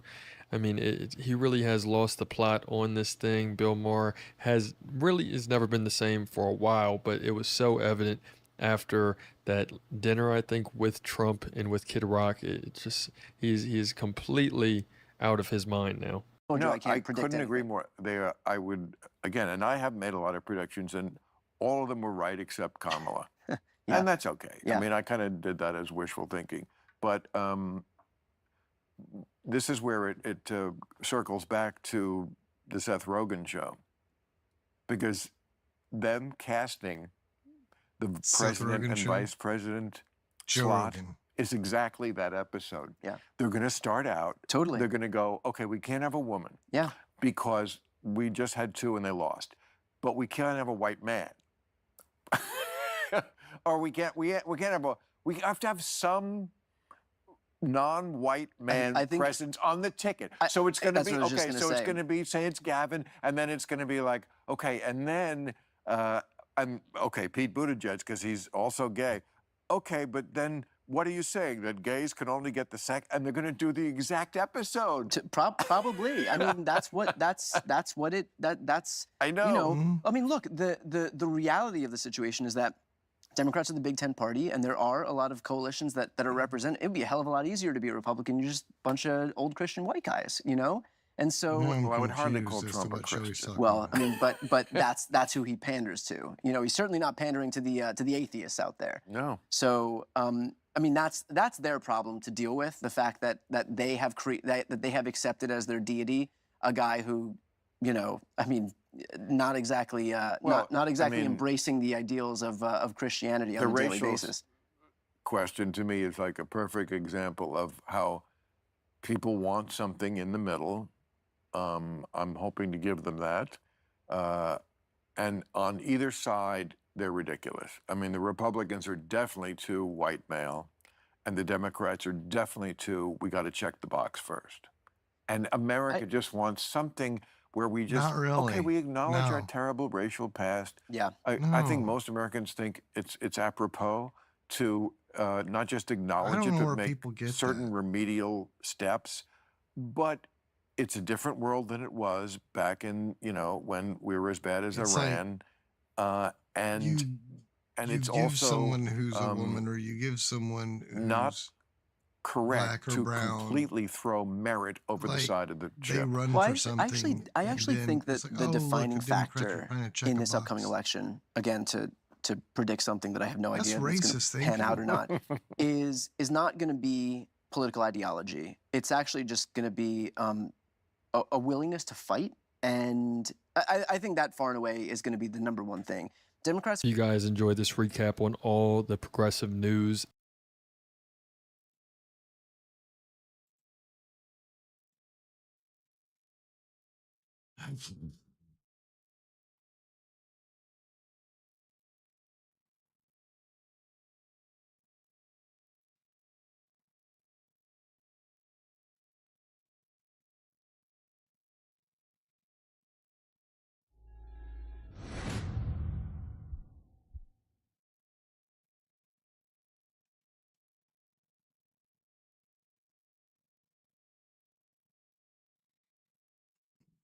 Hmm.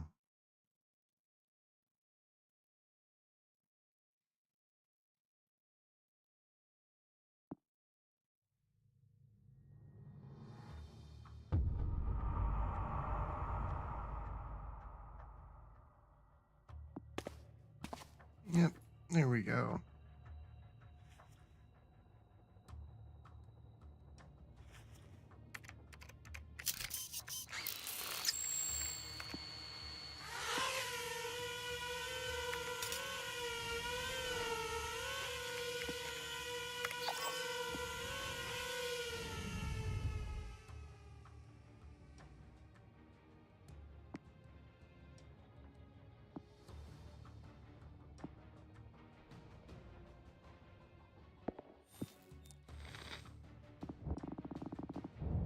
Well, well, well. Look at this motley crew. Rick the noble lawman, Daryl the greasy haircut with a crossbow, Michonne with her ninja routine, and me, Negan, the man with the bat, the brains and the balls to keep these people alive. Do I want to be here? Hell no. I'd rather grab popcorn and watch them trip over their egos, but instead, I'm dragging their sorry asses across the finish line because I just can't resist being the hero they'll never admit they need.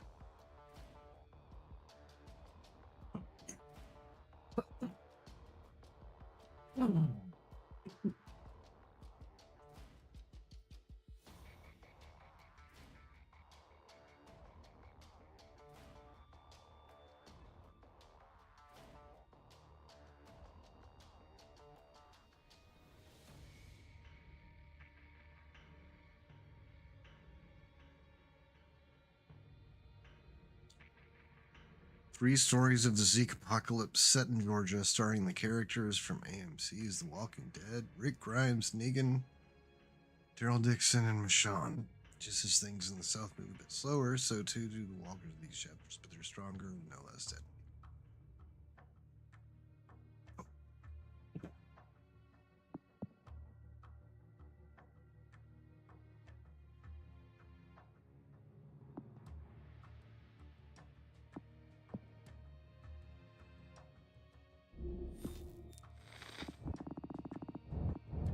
Well, well, well.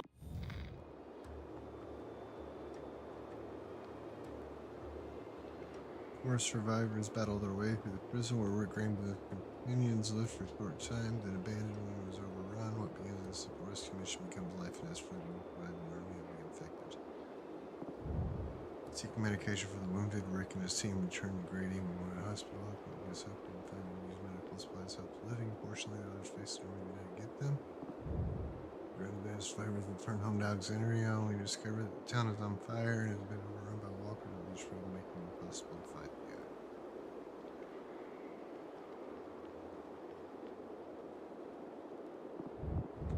Wow. Yeah, I'm gonna keep the difficulty on 1.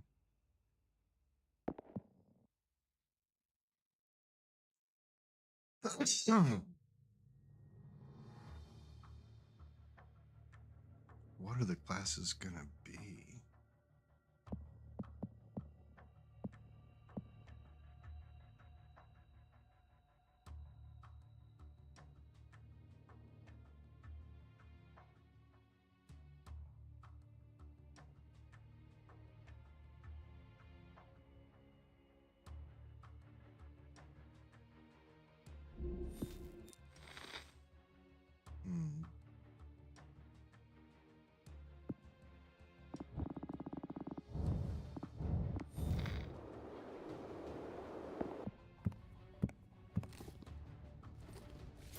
Oh.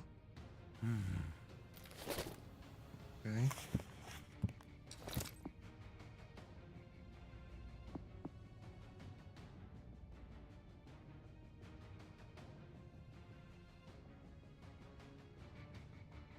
Daryl the medic?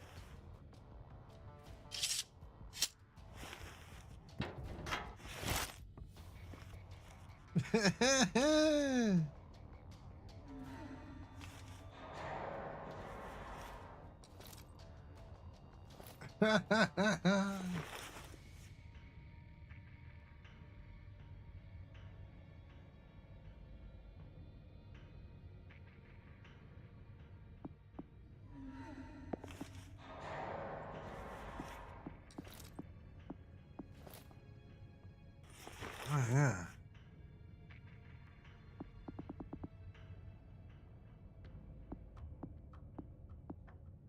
He's supposed to be a medic.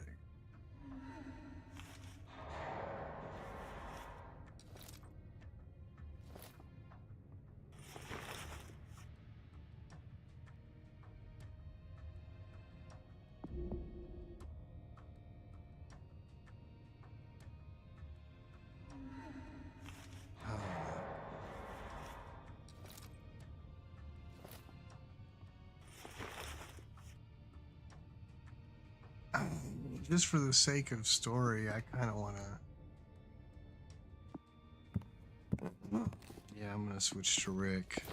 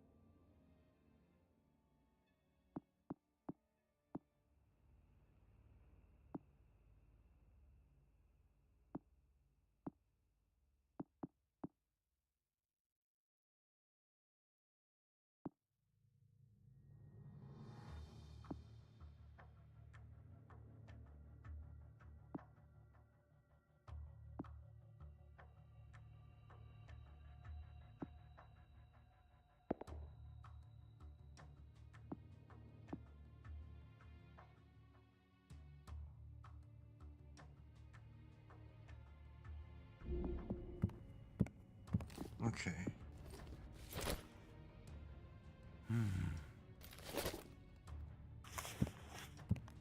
All right.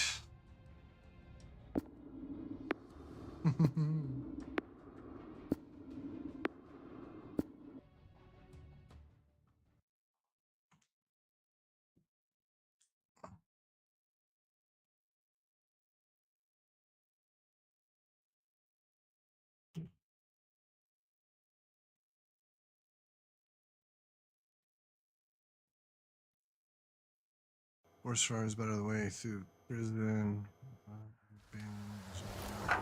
Half of my team was searching cell block F when we got swarmed by walkers. I'm leaving this to broadcast on a loop. Come join us. We're heading to cell block C. Sounds like they ran into trouble getting to the tank. Whole damn prison's in trouble. Can't do the time, then don't do the crime, crybaby. Enough. You'll bring the walkers down on us.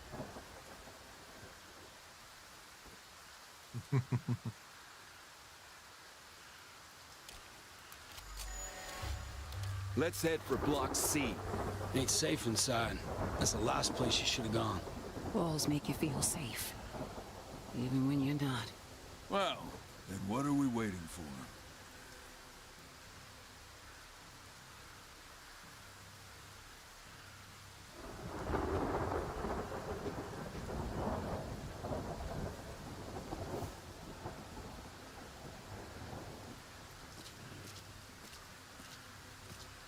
Let's see. Hold on.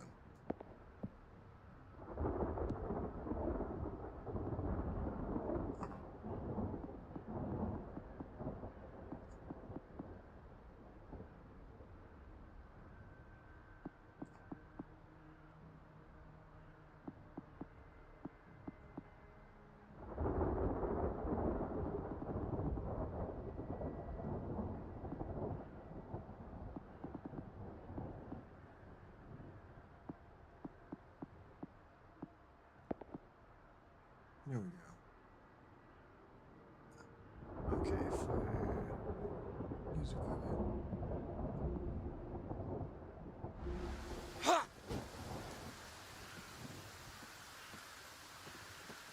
Hush. There it is. Cell block C. This is pointless. She's probably already dead. Keep your eyes open and your mouth shut. Pop down, or we'll all be dead.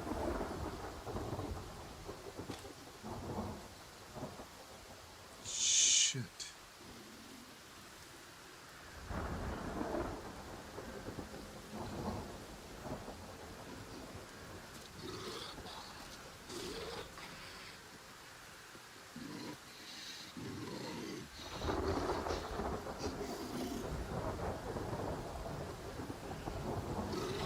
Oh, Jesus.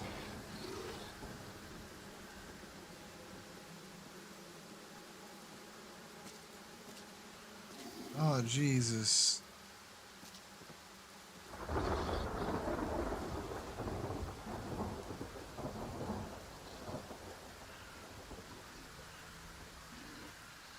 Everybody has a silenced pistol except me. I'm the only person who does not have a silenced weapon. But I'm the one who needs a silenced weapon right now.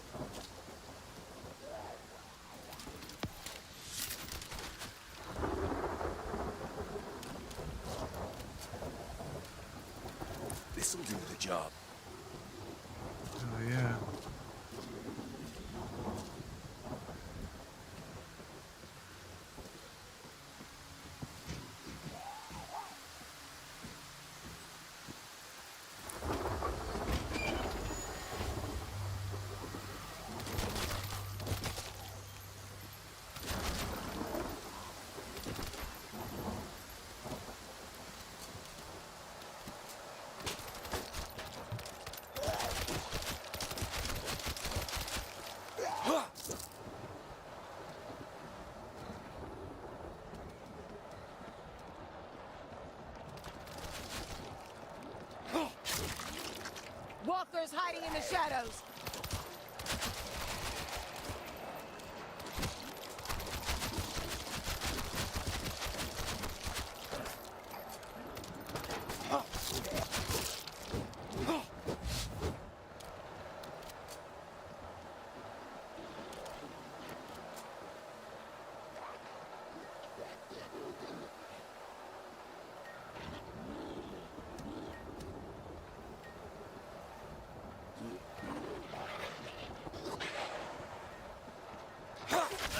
That's just about enough of you.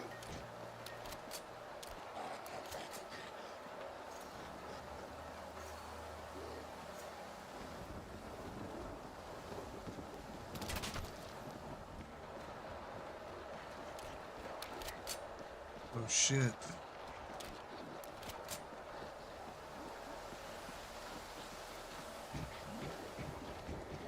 Oh shit.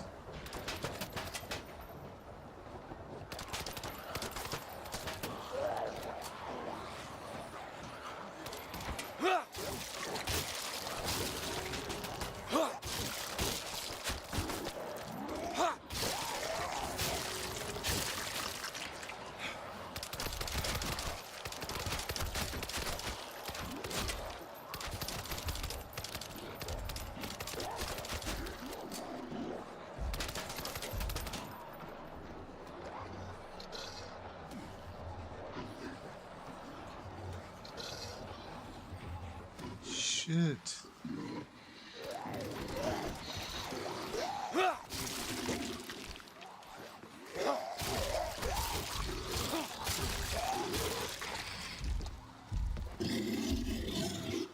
Oh shit.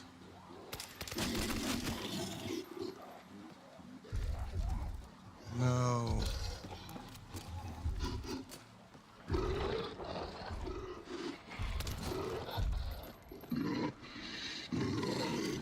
Fuck.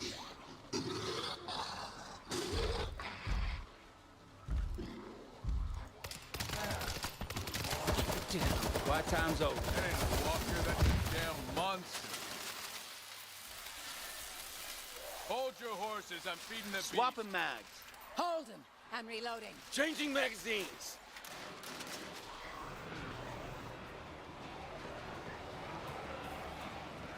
Oh shit.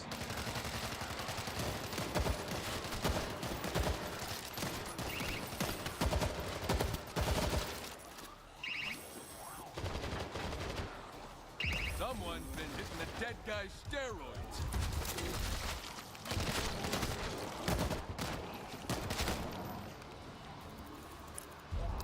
Reloading. Keep yourself safe, I'm reloading. He's dead. I'm good. Keep going.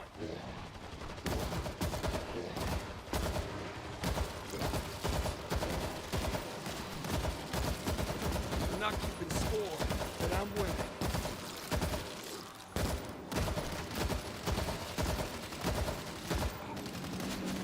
Give me a sec. I need to reload. Swapping mags. Reloading! That looks... Point. Look out! It's the big boy! Not so sharp now. Watch out! It's trying to ambush us.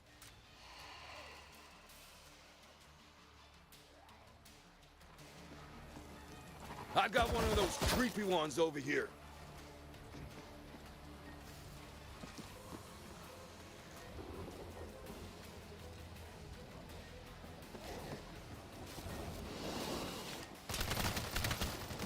That one's covered in something.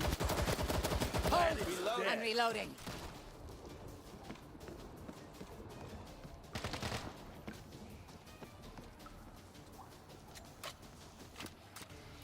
Hold your got a horses, door I'm knocker. feeding the beast.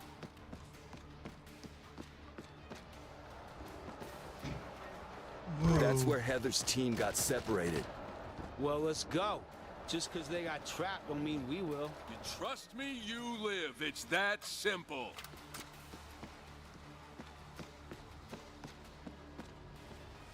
Let's move out!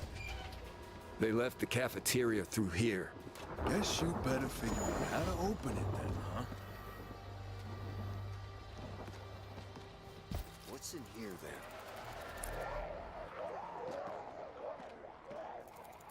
This'll do just fine.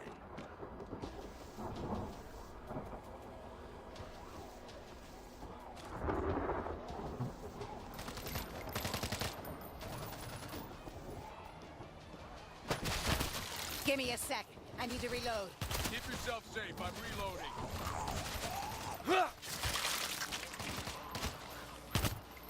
Swapping mags.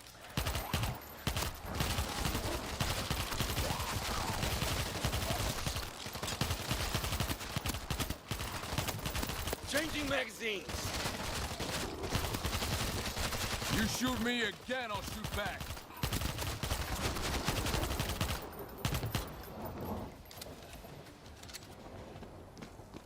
Holden, I'm reloading. This should keep us alive for a bit.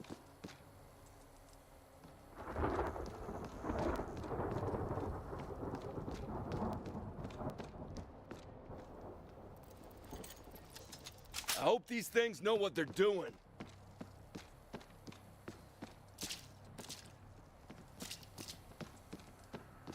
Hush up.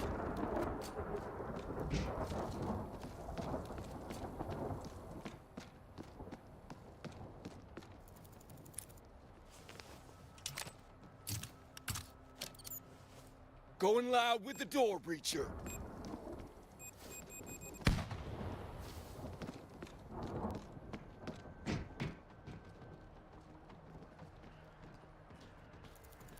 I can work with this.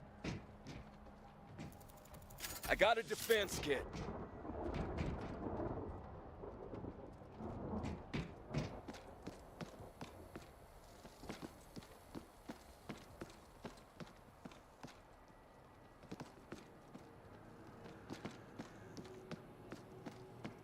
Leave the talking to me. We're going live with the vaults. Okay.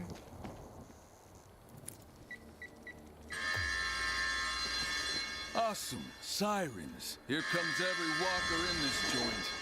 So much for doing this the quiet way. Stay sharp. They'll be here any second. We just shut that damn siren off. We don't reboot that generator and shut that thing up, we're all dead. Someone pop that nasty balloon. Reloading.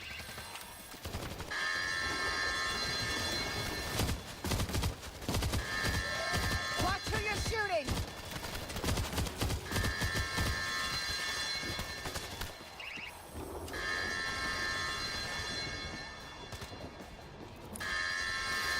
I've restarted the generator. They'll keep coming long as those doors are open.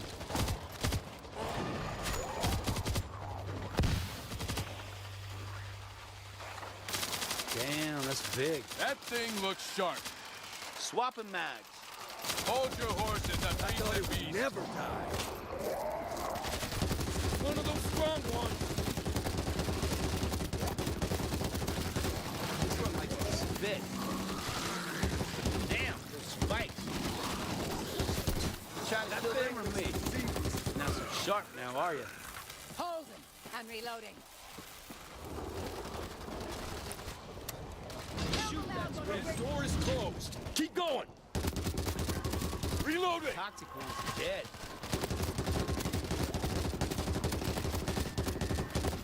Reloading. Someone Shut kill the that loud one mother before up. it brings Keep more. yourself safe, I'm reloading.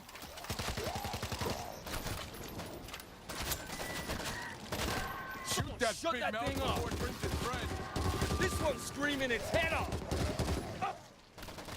That's what I'm talking about. Shoot the walker. Give me a sec. I need to reload. The doors. Now. That thing's Shoot massive. that one with the ball. Damn, that blew big. You big bastard, ain't you? That's one door closed. We got a gas. Don't breathe that. Changing magazines. It's one of those big ones. Don't want that one getting close. Hold your horses. I'm feeding the beast. Damn, that's big. Damn thing's finally down. That's how it Stand back from the prickly one. Come on, Jagoffs. Close the damn doors. Oh, I'm good. Keep going. You want to go? Let's go. Look out! It's a big boy. Reloading. That's enough. That's how it. Watch where the hell you're shooting. Give me a sec. I need to reload. Down you go. Keep yourself safe. I'm reloading.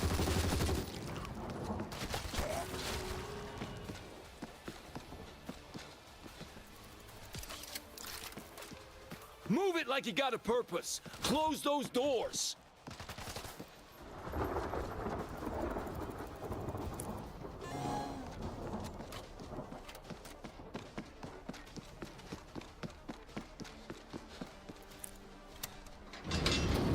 That's one door closed.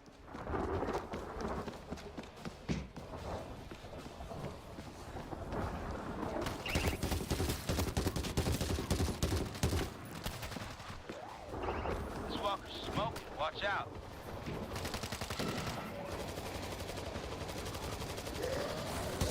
Changing magazine. Why is that Walker smoking? We don't get those doors shut. You're finished. Hold your horses. I'm feeding the beast. Finish. Finally.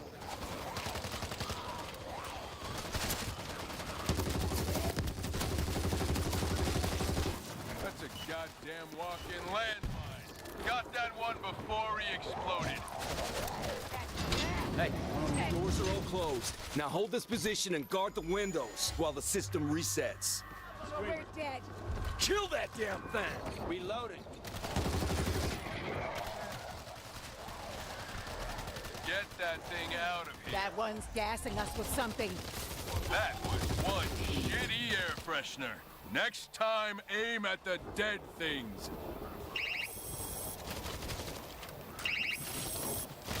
Don't worry, you'll be fine. Thanks. I need Reload it! Keep yourself safe. Hold I'm it. reloading. I'm reloading. Swapping man. You trying to kill them or me?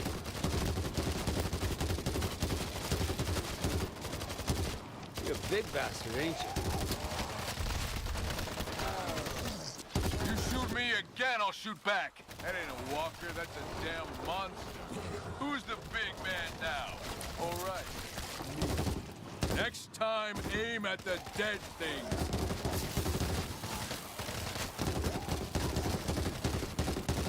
Reloading. Give me a sec. I need to reload. Hold your horses, I'm feeding the beast.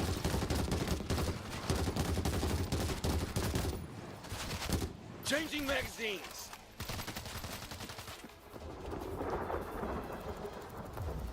I heard the sirens go off. You must be near the generator in C block.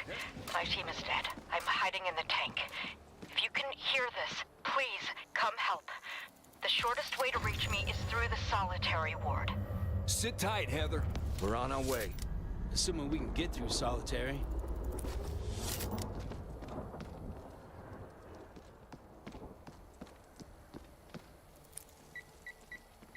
Doors open. Let's move out. Gather up. Come on, time to go. That is sound.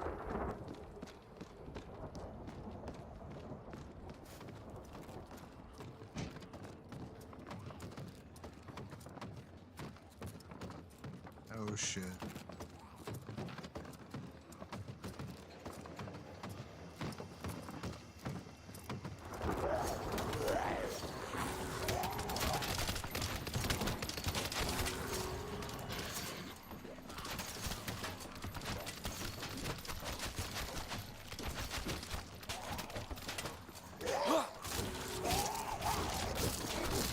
Someone get this thing off me!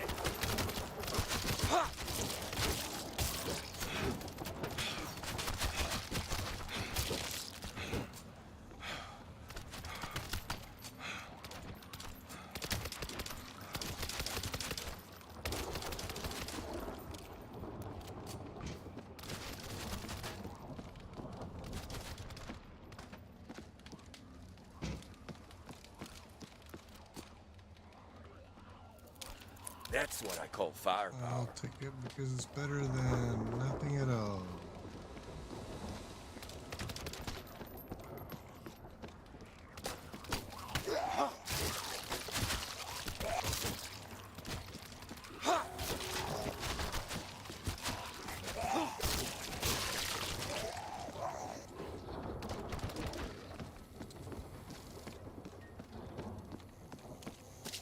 Everyone here? Let's go! You people, you come running to the rescue for every sad sack that crosses your path. It's a miracle any of you are still alive. Keep talking and there'll be one fewer of us still alive. We won't let you in. We'll let you stay out there.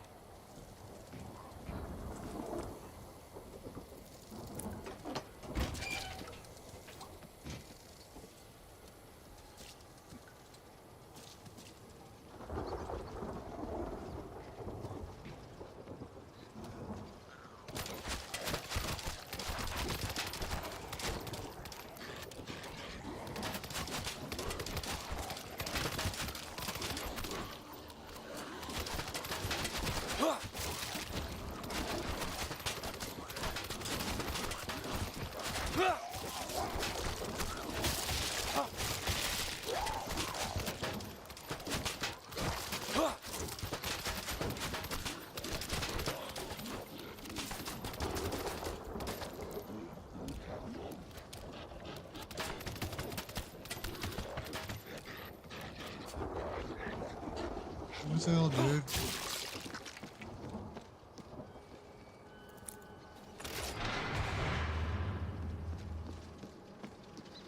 Ooh.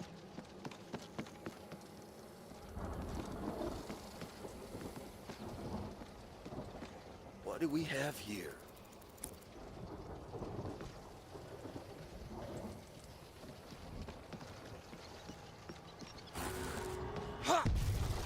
Stay close. It could get hairy in there. Shit, Rick. I was born hairy. Why is that walker smoking? This'll do. That's the end of that. Walker's hiding in the shack. They're Keep here. yourself safe. I'm reloading.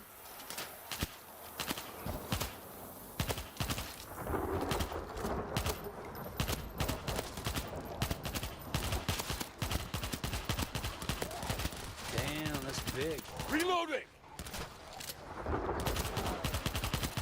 That's a big one.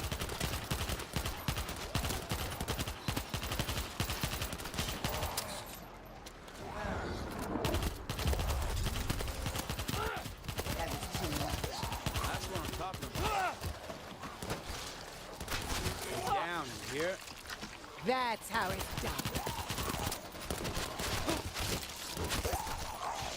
Hold your horses. I'm feeding the beast. Thing's trying to spit on us? Reloading. I'm reloading. That looks Bigger they are? Whoa! I mean dinner first. not today. That's what happens when you touch me. That one's covered in something.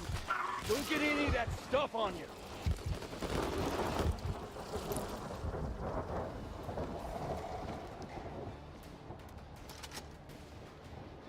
You're gonna be okay. You just kept the big man walking tall. Give me a sec. I need to reload.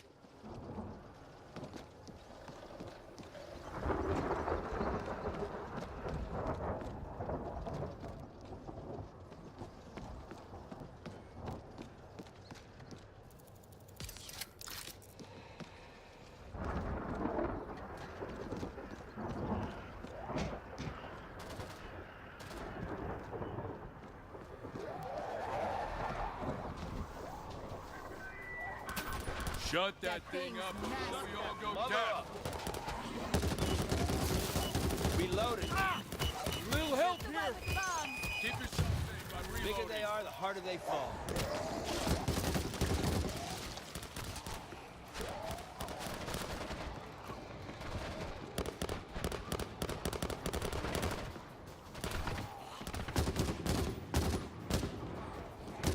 Door's locked. Look around for a key card. Change it! Because they just keep those lying around in prisons.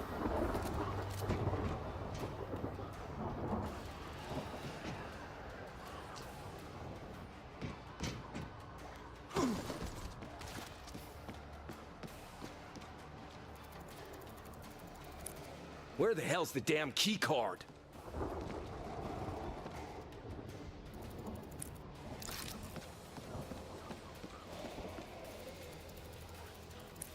We got the key card. Let's move out. Hold the line till you can't. Swap him now.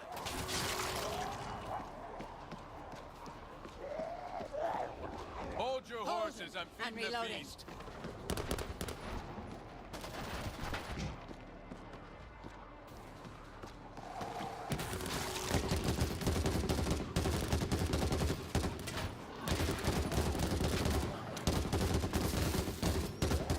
We got one of those full-size ones here. Faster we unlock this door, faster we're out of here. What? The door's opening. Form up. Let's move out.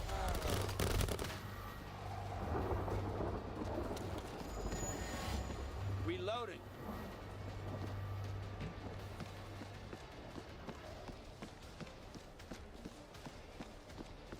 Reloading. Feels good to be back out in the open. Gonna feel even better to be out of this place forever.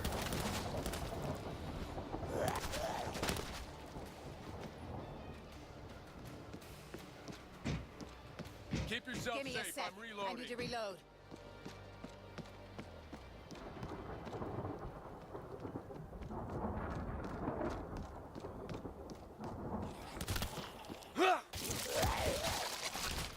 Thanks for the assist.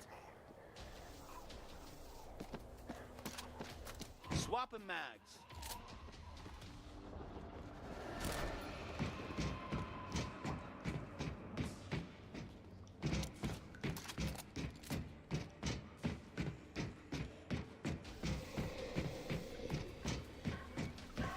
Someone kill the loud one before it brings more! Everyone here? Let's go. Good news, bad news. The tank can be repaired, but we'll have to break my tools out from that locker over there, which might get a bit loud, and it'll bring walkers down on top of us. In the meantime, the tank can't move, but it can fire. Better get the guns set up before we try any of this shit. Keep it quiet. They're going here.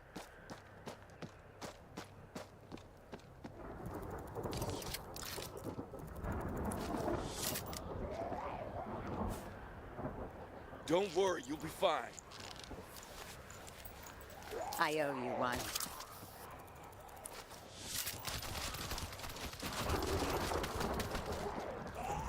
This might come in handy. Ah! Ah! Ah!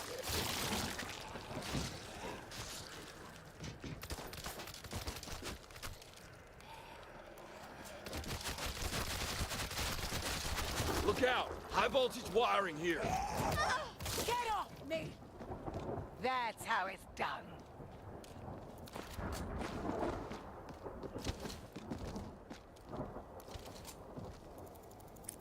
I found some ammo for the tank. Let's use it!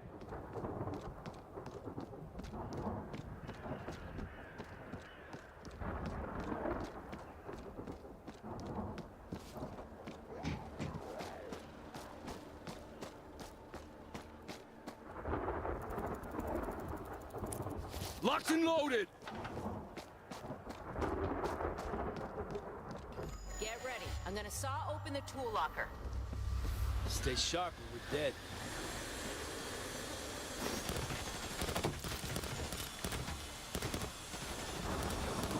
Hold your horses, I'm feeding the beast.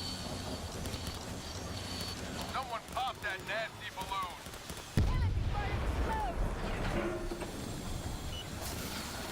That thing looks... Armor is down.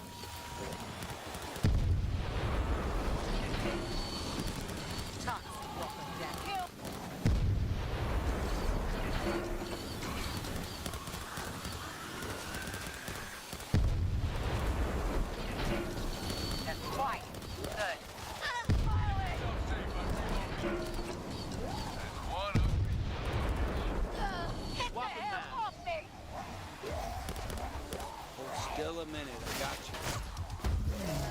some bitches off Heather.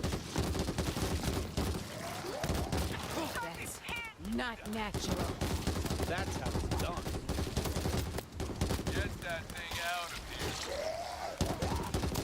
here. Watch where the hell you're shooting. Heather's in trouble. Someone help her.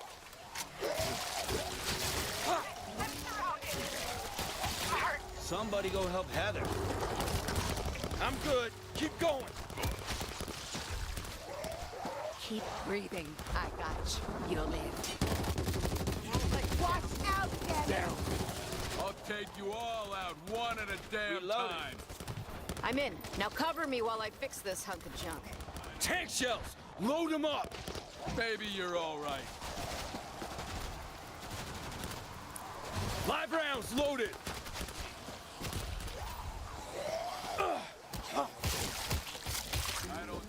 Back in business. Kill it. Bigger the Give me tool, a sec. I need to reload. lighter the work. Personal space, ever heard of it? That's not natural. Watch out! It's one of those smoking ones! We'll patch you up. Look alive. Gotta make some noise with the saw again. Help Heather or this whole trip was pointless. Damn! Fight! That's huge. Kill it. Good riddance. Don't want that one getting Swap close. it, man. Hold him. I'm reloading. These ones are handy. That's what happens when you touch me. Stand back from the prickly one. I'm hurting. Stay with That me. ain't good for anyone. Come on. Help me out here. Look out! It's the big boy! I ain't letting you die here. You just kept the big man walking tall. Dead as disco. Keep yourself safe. I'm reloading. Changing magazines. I owe you one. Still got it. Grenade!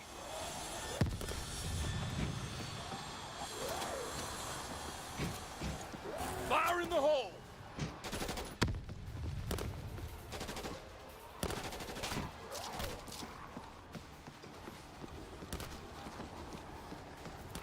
This one likes tank shells! Load them up! Dead. Give me a sec. I need to reload. Walker on Heather. Go! Kill the loud one over here. Everywhere. That's not natural. Walkers! We have to help Heather! I'd best. Someone kill the loud one before it brings more. I've got the tools. Cover me while I fix the tank. Shut that one up. Kill it. It's gonna bring more.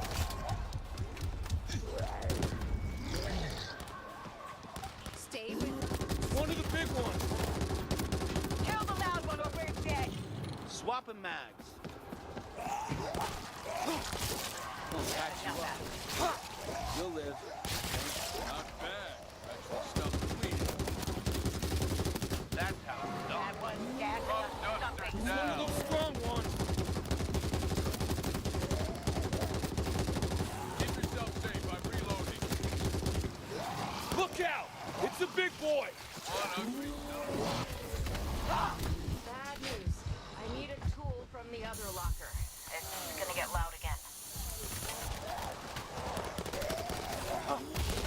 Walker's Still a got minute. I got you.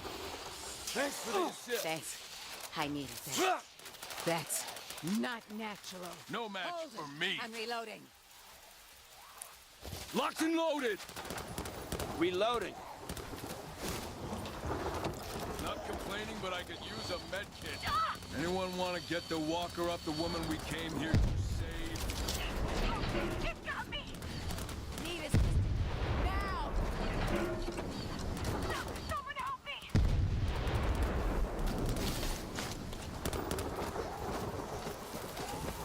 I need a hand. Shit, get those walkers off Heather. Come on, people. Heather needs a savior. I am not carrying your body back.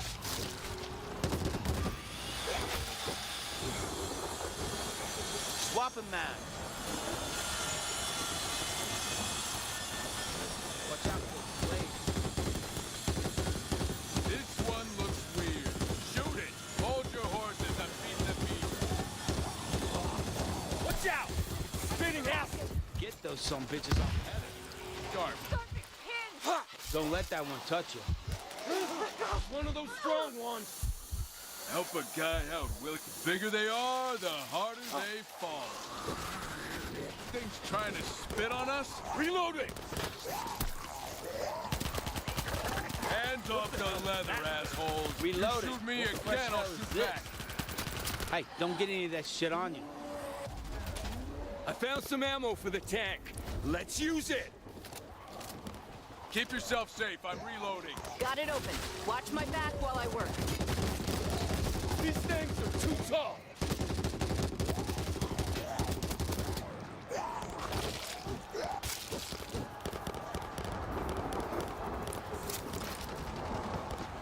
Got it. Swapping mags. Live rounds loaded.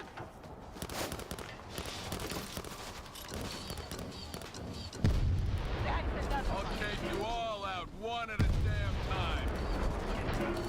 Hold your horses and beat the beast. That's a goddamn walk-in landmine. Not even close. Done. Get in the tank. We're ready to roll. Hold. Not I'm complaining, reloading. but I could use a med kit. Reloading.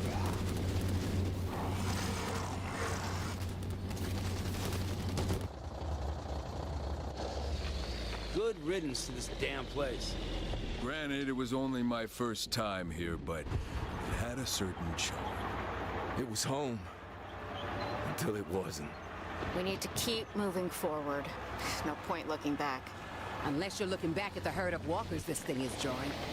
Kind of a glass half empty girl, aren't you, Michelle? One problem at a time.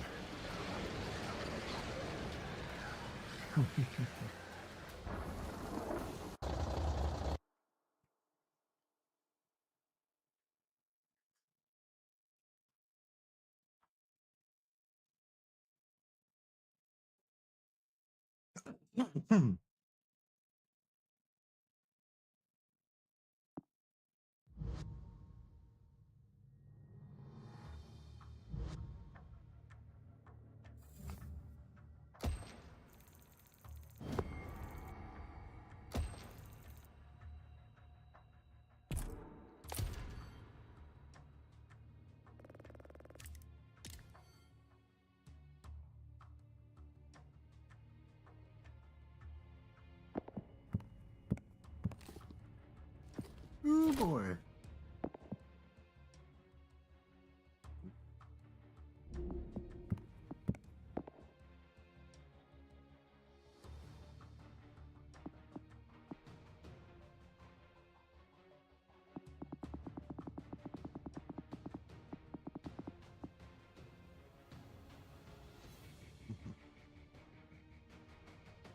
Yeah, too bad it's one or the other.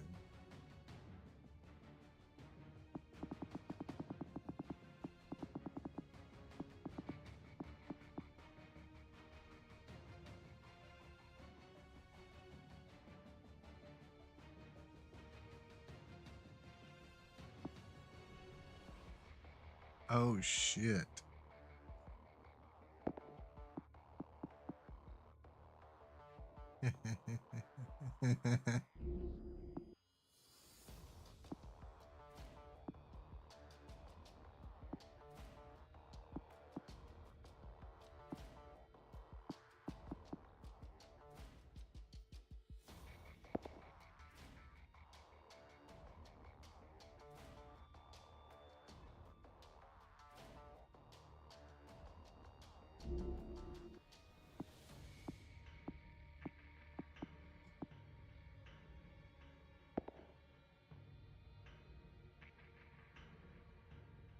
See, we can pharmacy.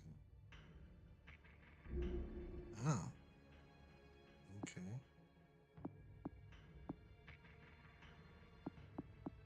What that one does. Does.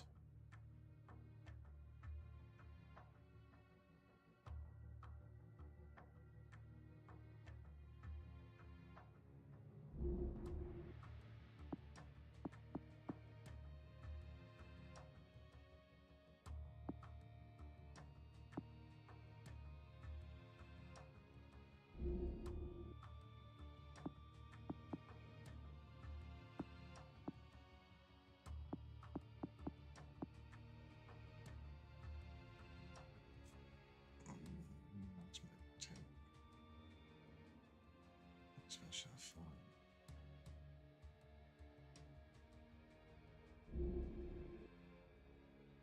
I mean, that's nice, but.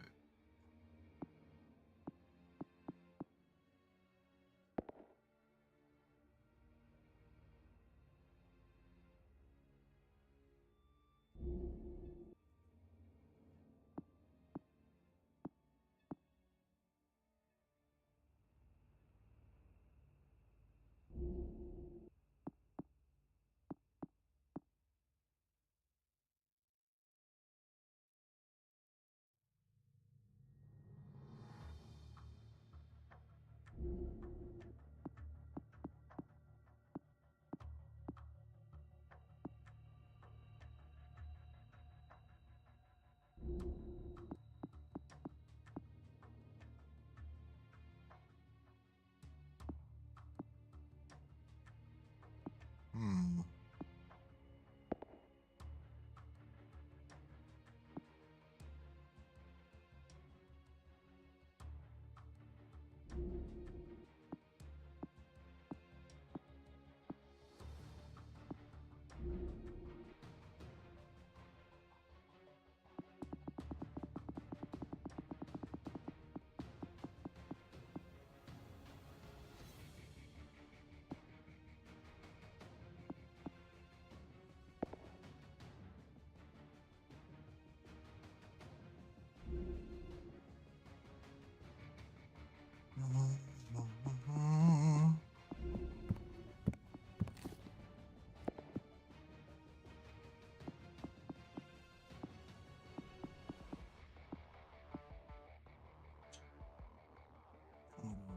Equipment bags for equipment constantly rejuvenated.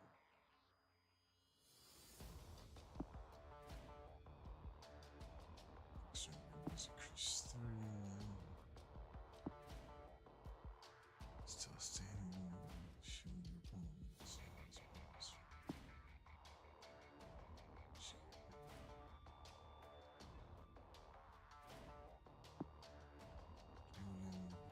Just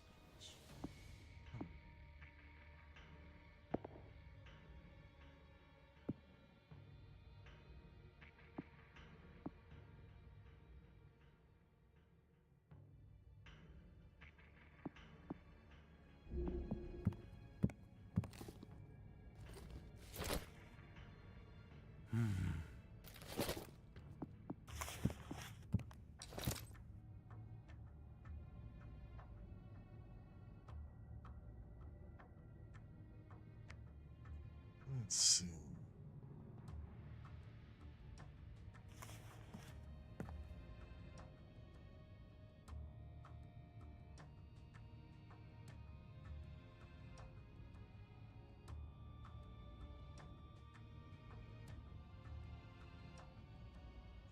Thinking.